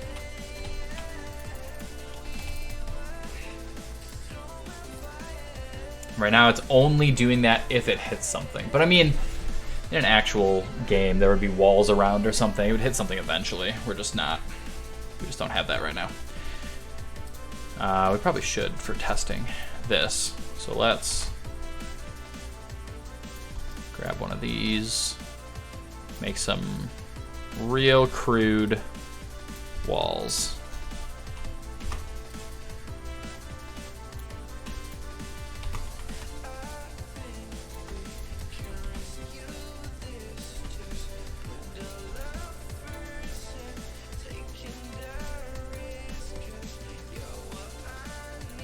Looks great. All right. God, the fog is ridiculous. All right, let's crank down the fog slightly, especially because it didn't actually do what we wanted with the red dot sight. It does look cool. Fog density. Give it like a 0.05. Sure. Looks good to me. Okay. Now, hit dot distance is what we're looking for, basically. All right. Now, what? That is the Z. Scale dot, okay. Transform dot local scale equals 1 and hit dot distance. And then we also need transform dot position equals. All right, so now this is complicated because we're looking for the midpoint between the player, or between the starting point of this ray and where it is contacting. So let's just say unity midpoint between 2 vector 3. I think there's a thing for that. Vector 1 plus vector 2 divided by 2.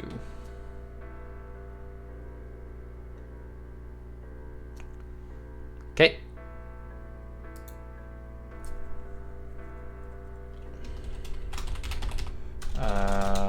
So that would be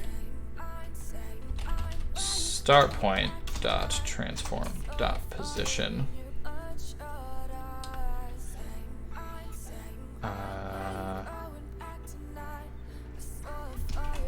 plus hit transform dot position divided by 2.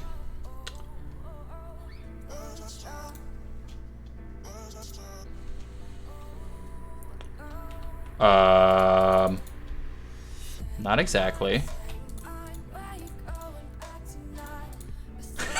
It's definitely reacting to the things we are doing.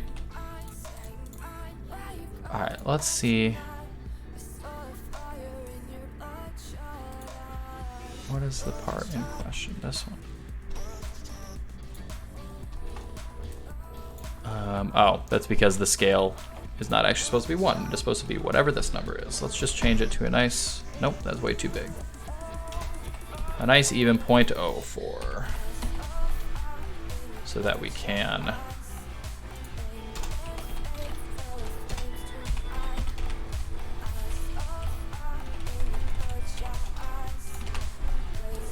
All right, see what that looks like so we can focus on whatever the other problem is, because there was something else wrong with it.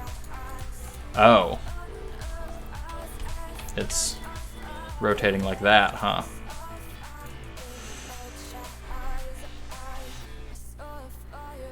I'm not telling it to change the rotation anywhere is the thing. Maybe we don't want local scale, maybe we want scale. Is that another thing? Is there only local scale? Okay.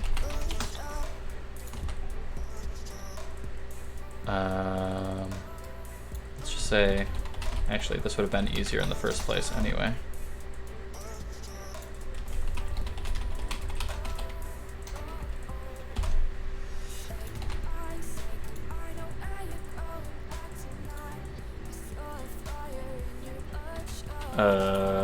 Closer?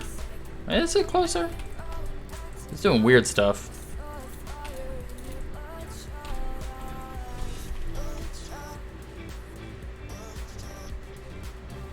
Oh, I see why that would do that.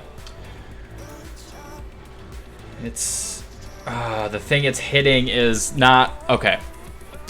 This output hit is not the position of the collision, it is the position of the object it is colliding with.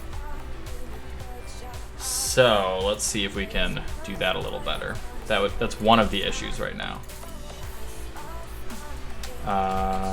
Unity, raycast, collision position, is that a thing? Hit dot point. Yes. Okay. Hit dot point.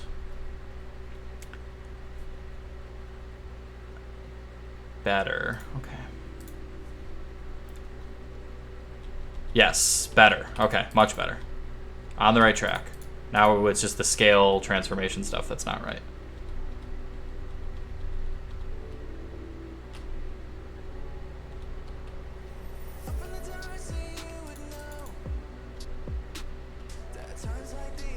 What's interesting is why the Y scale is so big. That doesn't make sense to me. Because we're just telling it to be the whatever it was. Transform local scale Y. I guess is it the local that's the issue? Because local Y would be this, right? So let's try this and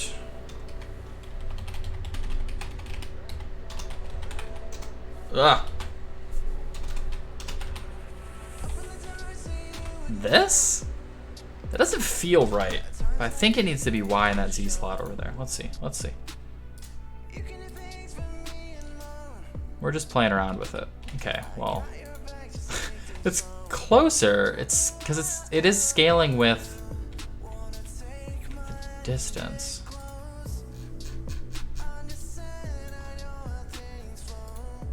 Yeah, it was keeping Y and Z the same. That was... Let's try that. Maybe I was overthinking it. I was either over or underthinking it. Okay, this is looking better. Close. Okay, so it's impacting... Yeah, it's just not moving to the right spot. It's close, though. Because it's... yeah, it's just not scaling right yet. Okay, so it's hitting... It's hitting that guy. And it looks like that midpoint looks correct to me, just eyeballing it from here to here and here to here. So it's just not scaling the right length. It's scaling too far in both directions. So it's this, I mean, we can try to just eyeball it like this.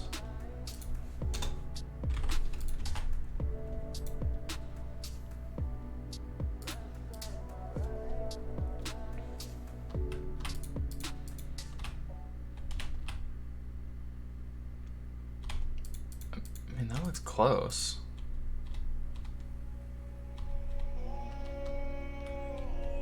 I guess it would have to... Okay, let's see.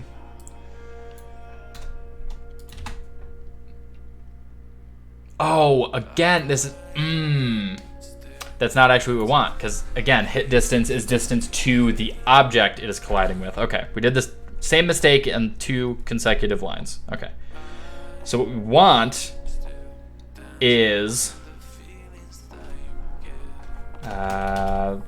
vector 3 dot distance between start point and hit dot point.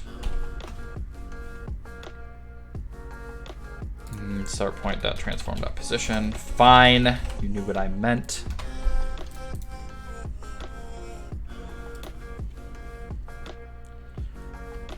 It's still not it. I thought that would be.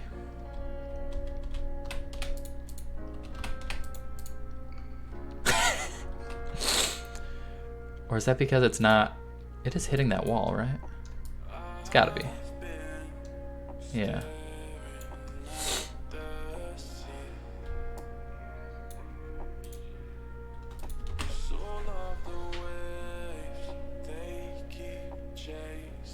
Is the... does it need to start at 1 to multiply correctly?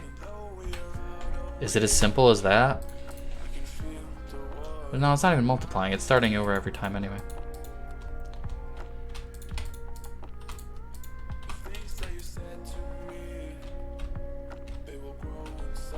Man, I want to get this working now because it's so close to being cool. If it wasn't going in both directions, it would be so cool. All right. Local scale. The... Oh, why is this still? Oh, no, that's part of that. Okay. Local scale, X, Z. And the Y is currently the distance between the start point and the hit point. So that should be right, because it's using the same units as far as I know. Let's...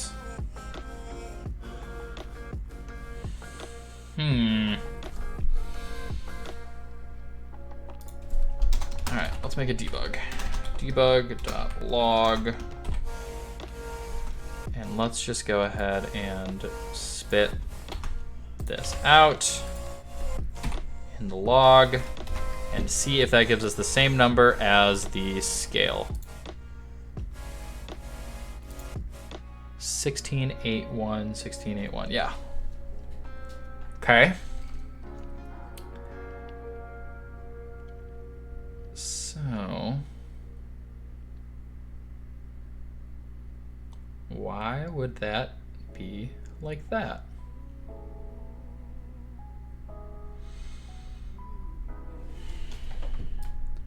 It's definitely going to the midpoint of gun to wall. That looks right. It's just the stretching that's wrong.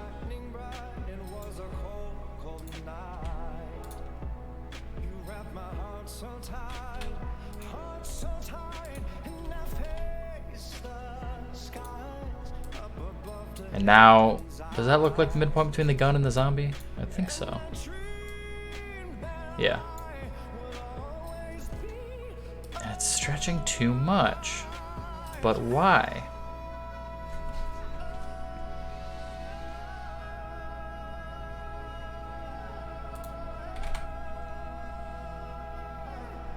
Yeah, it's probably because of all the gamering. Oh, I don't like that I just noticed that the chat is slightly colliding with the border there. Great. Let's see. Local scale is local scale X, Z, those are constant, so that's fine. This song sucks.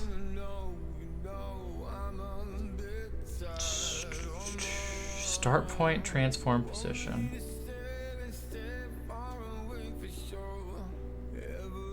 Its start point is the gun, and hit point is where it is colliding with something. Let's get this debug back to see what that tells us. We are gamering today.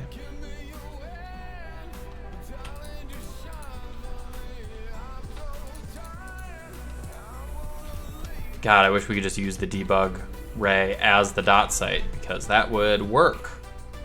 But that doesn't actually show up in game. That is just a Unity thing.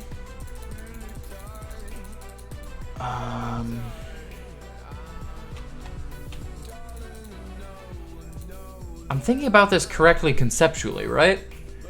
Move it to the halfway point between the 2 points and make it the length of the distance between the 2 points. Those are the 2 things I'm doing here.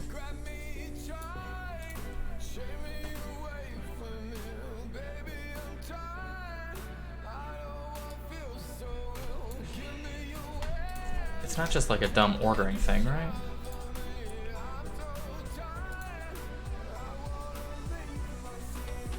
No.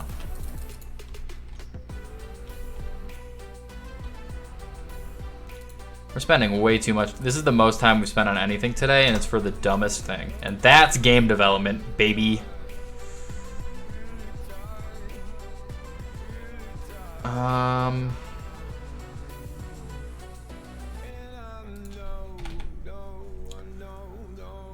All right.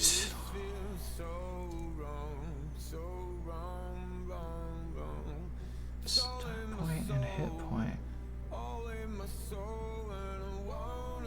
Distance between A and B.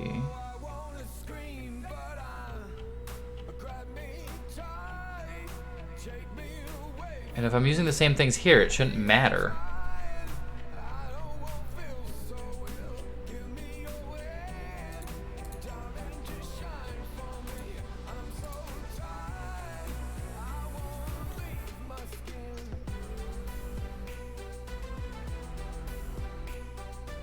Midpoint is as easy as vector 1 plus vector 2 divided by 2. I mean, I guess I could do this. Is that my issue here? Could be. Anything could be the issue. No.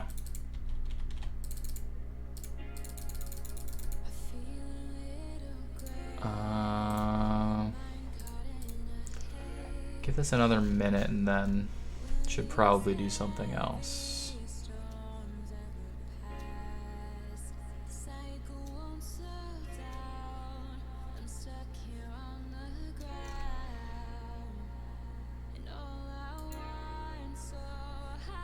These are both vector 3s.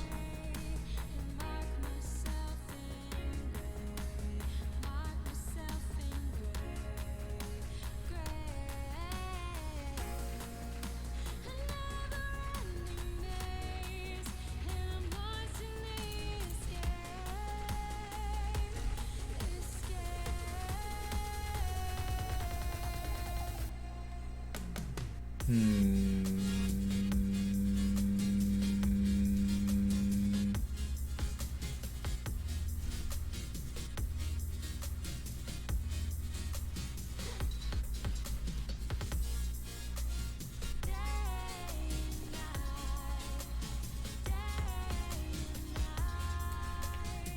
is the vector 3 midpoint, which is what we're setting our position to. I don't think that's the issue. We're definitely, this position part is correct.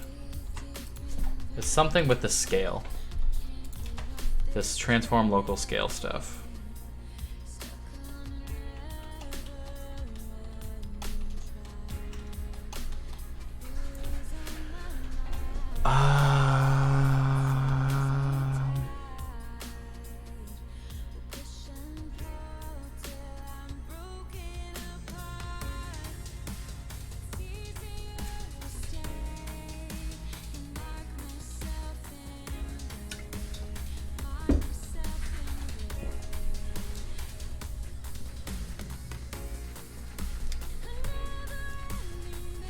Setting the scale to be the distance between that and that. I don't know why this wouldn't be working. I might give up on this part. Well, let's just see if we can fix it a dumb way.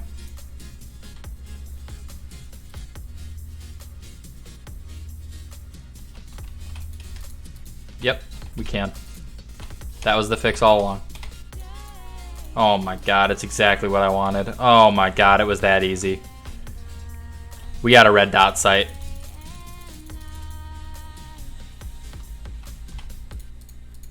That's pretty cool.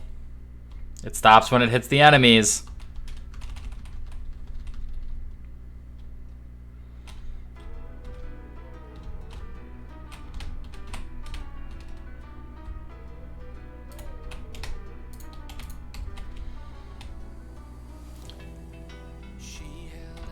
I kind of want to add, this may be beyond the scope of today, but like a soft lock-on would go a really long way.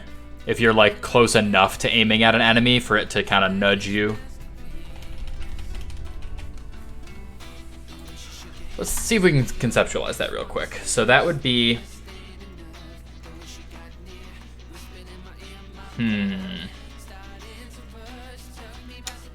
That might be something where we make a bigger hitbox on the enemies that is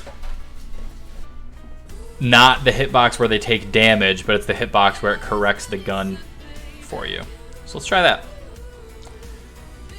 Let's make a empty child for our zombie. That is a...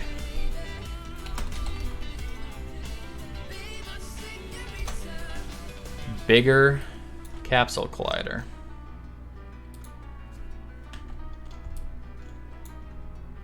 And let's make a... I don't know if height is going to come into play in this game, but, you know. Something like that. And now, we can actually use our super stupid red dot sight cylinder for this collision, potentially. For the aim assist. Is that too dumb? Might be.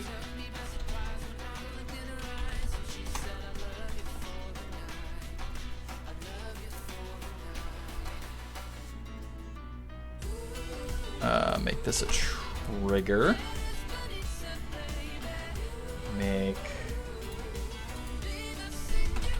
Let's call this aim assist trigger. Make that a trigger as well. Can you do triggers? Trigger to trigger collision?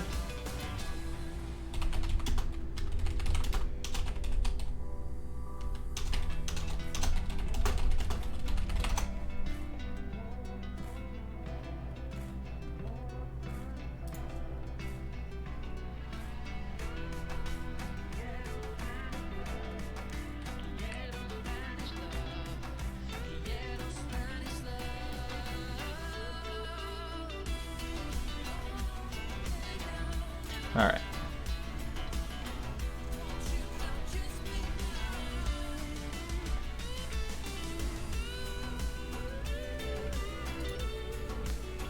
There's a handy chart to show the circumstances under which a trigger will occur. I don't see a chart.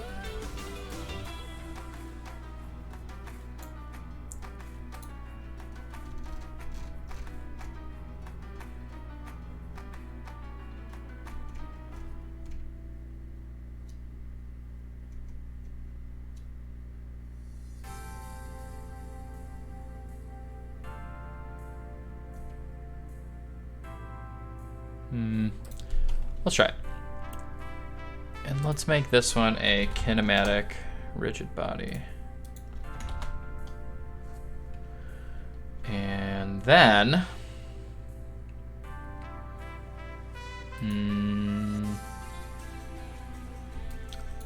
guess we'll add it on. You can just put it in the red dot site script. Let's be lazy, shall we?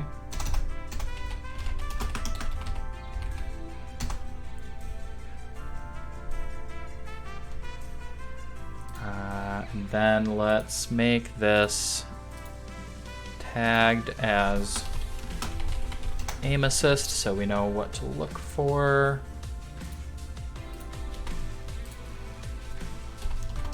If other.gameObject.tag equals aim assist, do a thing, which is, do we already know about player? No. Let's public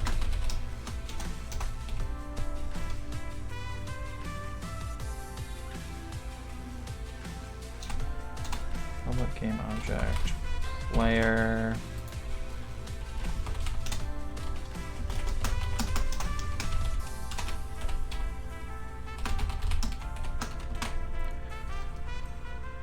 all right, if it contacts aim assist, player dot look at, there is a dot look at, player dot transform dot,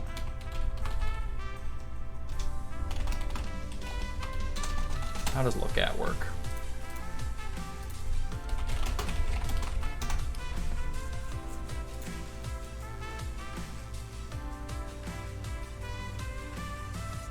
Transform.lookAt. I see. At target. Okay. New vector 3. Other.gameObject.transform.position.x. And then we don't actually want that for y. For y, we just want player.transform.position.y because we don't want to look up and down at this thing. We just want to rotate side to side. So that looks right to me. Let's see what that looks like. And it's on trigger enter. So if it happens, it should only happen when you first contact the aim assist box and not constantly, but we'll see.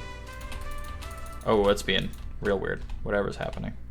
Oh, also, that's right. The prefab is not updated. How do I, if I refresh it, does it have it? How do I push these changes to the prefab? I never remember. Unpack is the opposite. That's to make this one separate.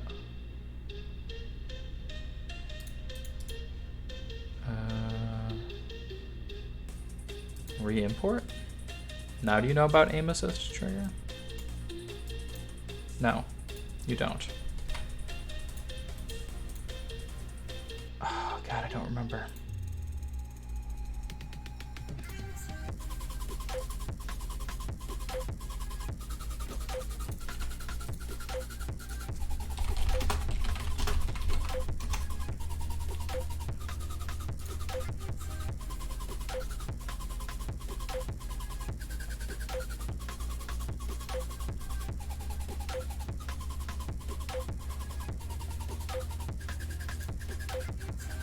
Overrides.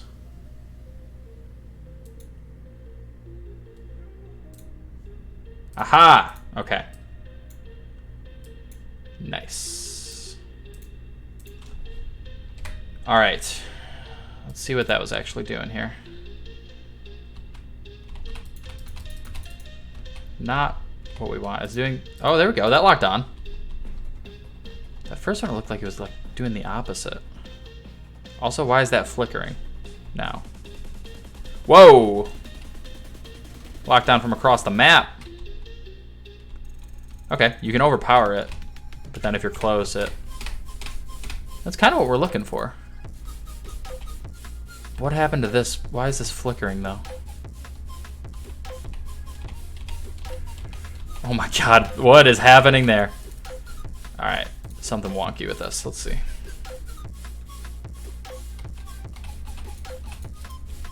Sometimes it works right, and sometimes it's like bouncing me out. Like the exact opposite. Yeah, what the hell is that about?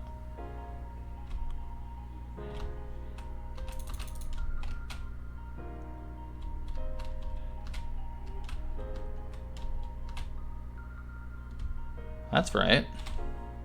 That's locking on. That's kind of cool. But why is it sometimes not? Oh, it would also be cool if it like tracked them as they were moving. That's a little more work.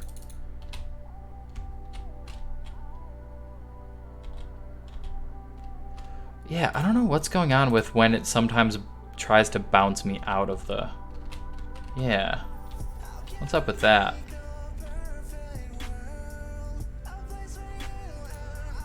Let's look at the code again.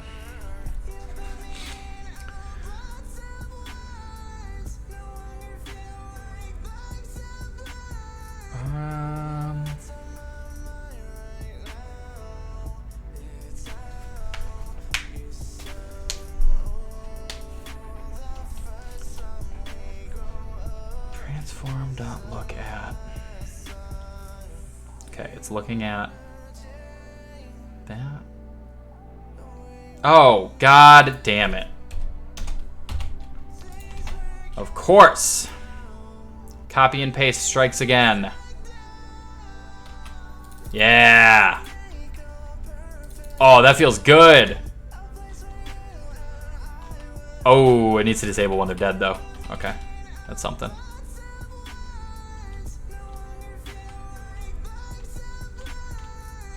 God, most of this music is terrible.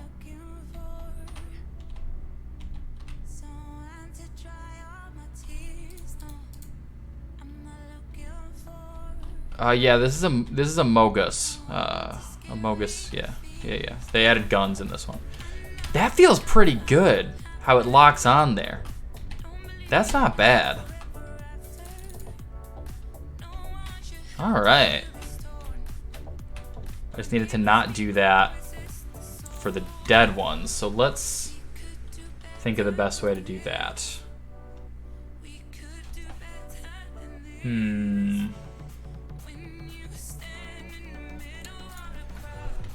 Well, we could just delete the child when they are dead, which is in here.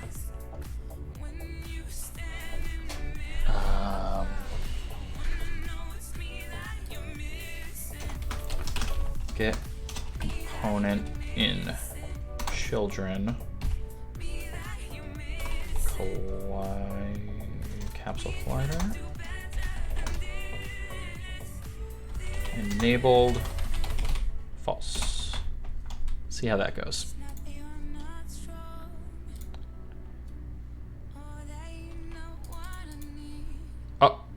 Oh. That disabled it for itself, not just for the children.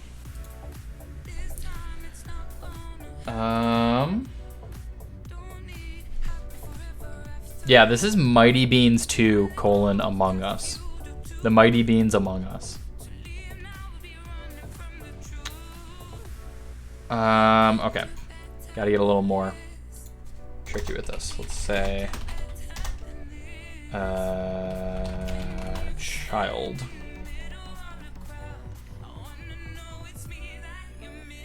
Now, how do I make its own child that variable? This get component in children thing should have worked. Hang on.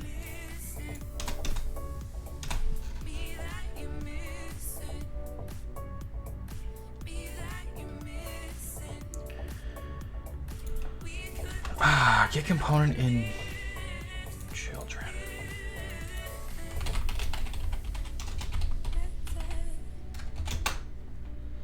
How does this work?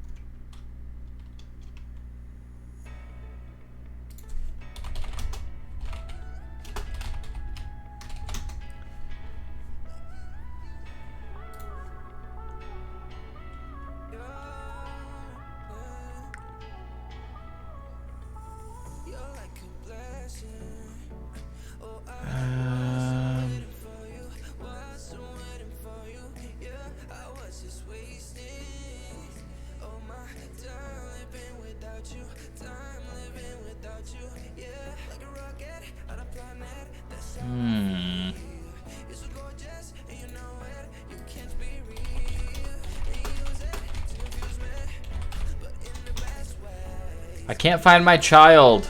I should just Google I can't find my child. That should be it, right? Specify the path name.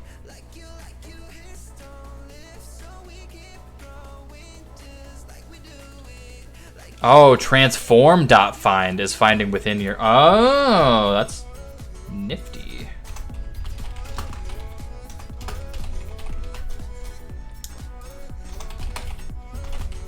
Transform.find. What is it called? Aim assist trigger?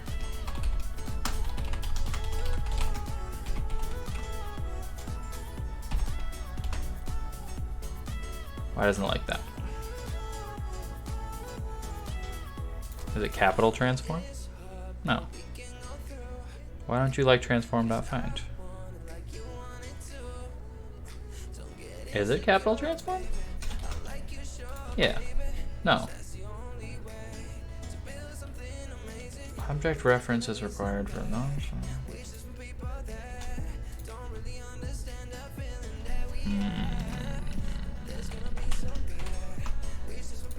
Alright, let's look at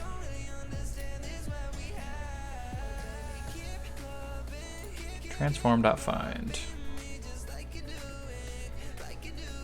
Returned child transform.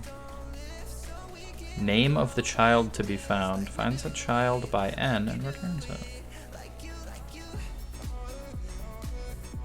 Do I need to say...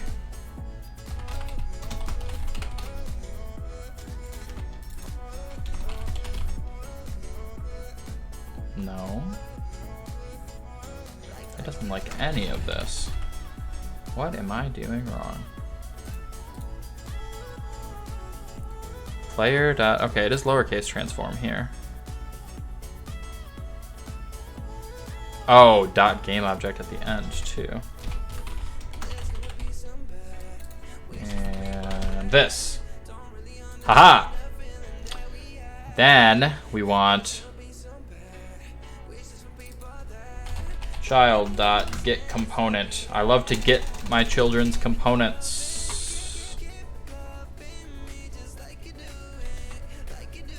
And disable them.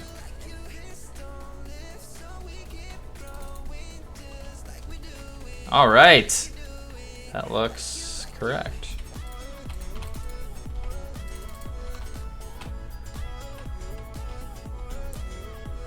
And I'm not aim assisting on them. Why am I flickering though? That's what I would like to know.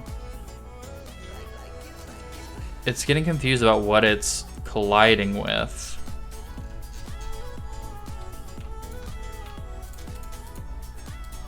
The red dot site is suddenly doing poorly.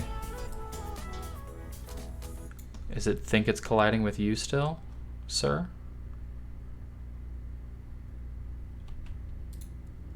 Oh, there's a lock on. That looked cool.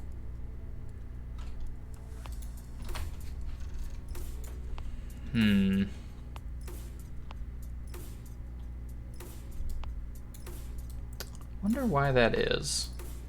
Let's disable this altogether. Push those changes real quick.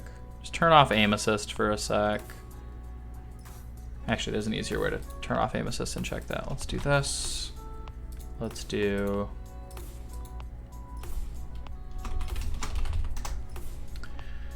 this, and let's turn off...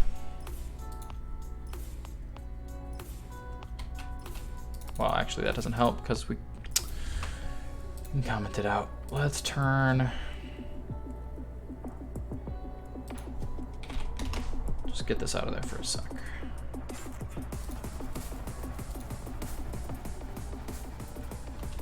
Oh yeah, the flickering's from something else. Huh. Unrelated to the aim assist.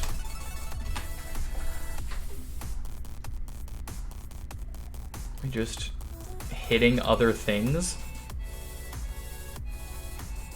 Huh. I don't know. Maybe that's for next time.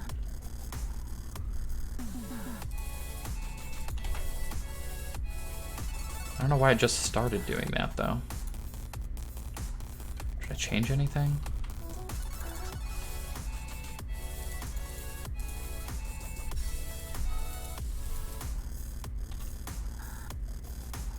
It's like it can't decide what it's colliding with. Oh, you know what I should do? Let's get debugging. Let's say debug.log and spit out hit dot. Can we not do hit dot game object? Doesn't seem to be happy with me about that.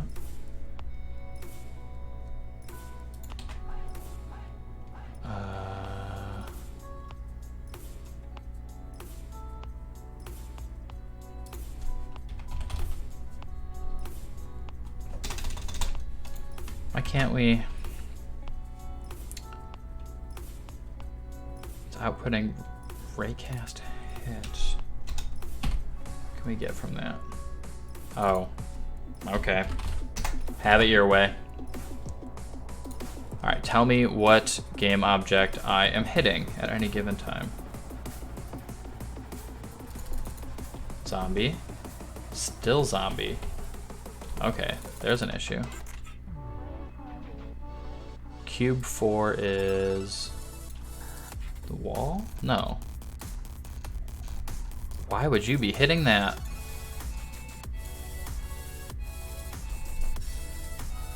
There's something weird going on with this for sure. I think we're gonna leave that for next time. Make a note for myself to fix red dot sight, and I think we're gonna call it a stream there, because this is pretty good progress. We can shoot zombies, they fall over, we got aim assist. Got a sort of a red dot sight sometimes. We can spawn zombies in, we got movement. That's a video game. Next time we'll probably start going into like ammo and moving around a level. Basically making it like when you walk into the next room, it would trigger a different camera to be the main camera, so it would switch angles, you know? Resident Evil style. And then we can go start making a level that will move around and have zombies spawn within that level, have ammo pickups, make a nice little simple, good time there. So, that's gonna do it. Thanks for anyone who watched. I'll probably put this up on YouTube at some point also. If you want to catch up there, follow along with all of the development. In 15 years, when this game is done and has sold 30 billion copies, you can look back and see where it all started, episode 1. I'm going to try to do this weekly. We'll see. See if I'm up to that, but at least weekly, because I want to actually make some progress on this at some point. So, thanks for watching. Have a good night. Let me find, I don't know where any of my buttons are.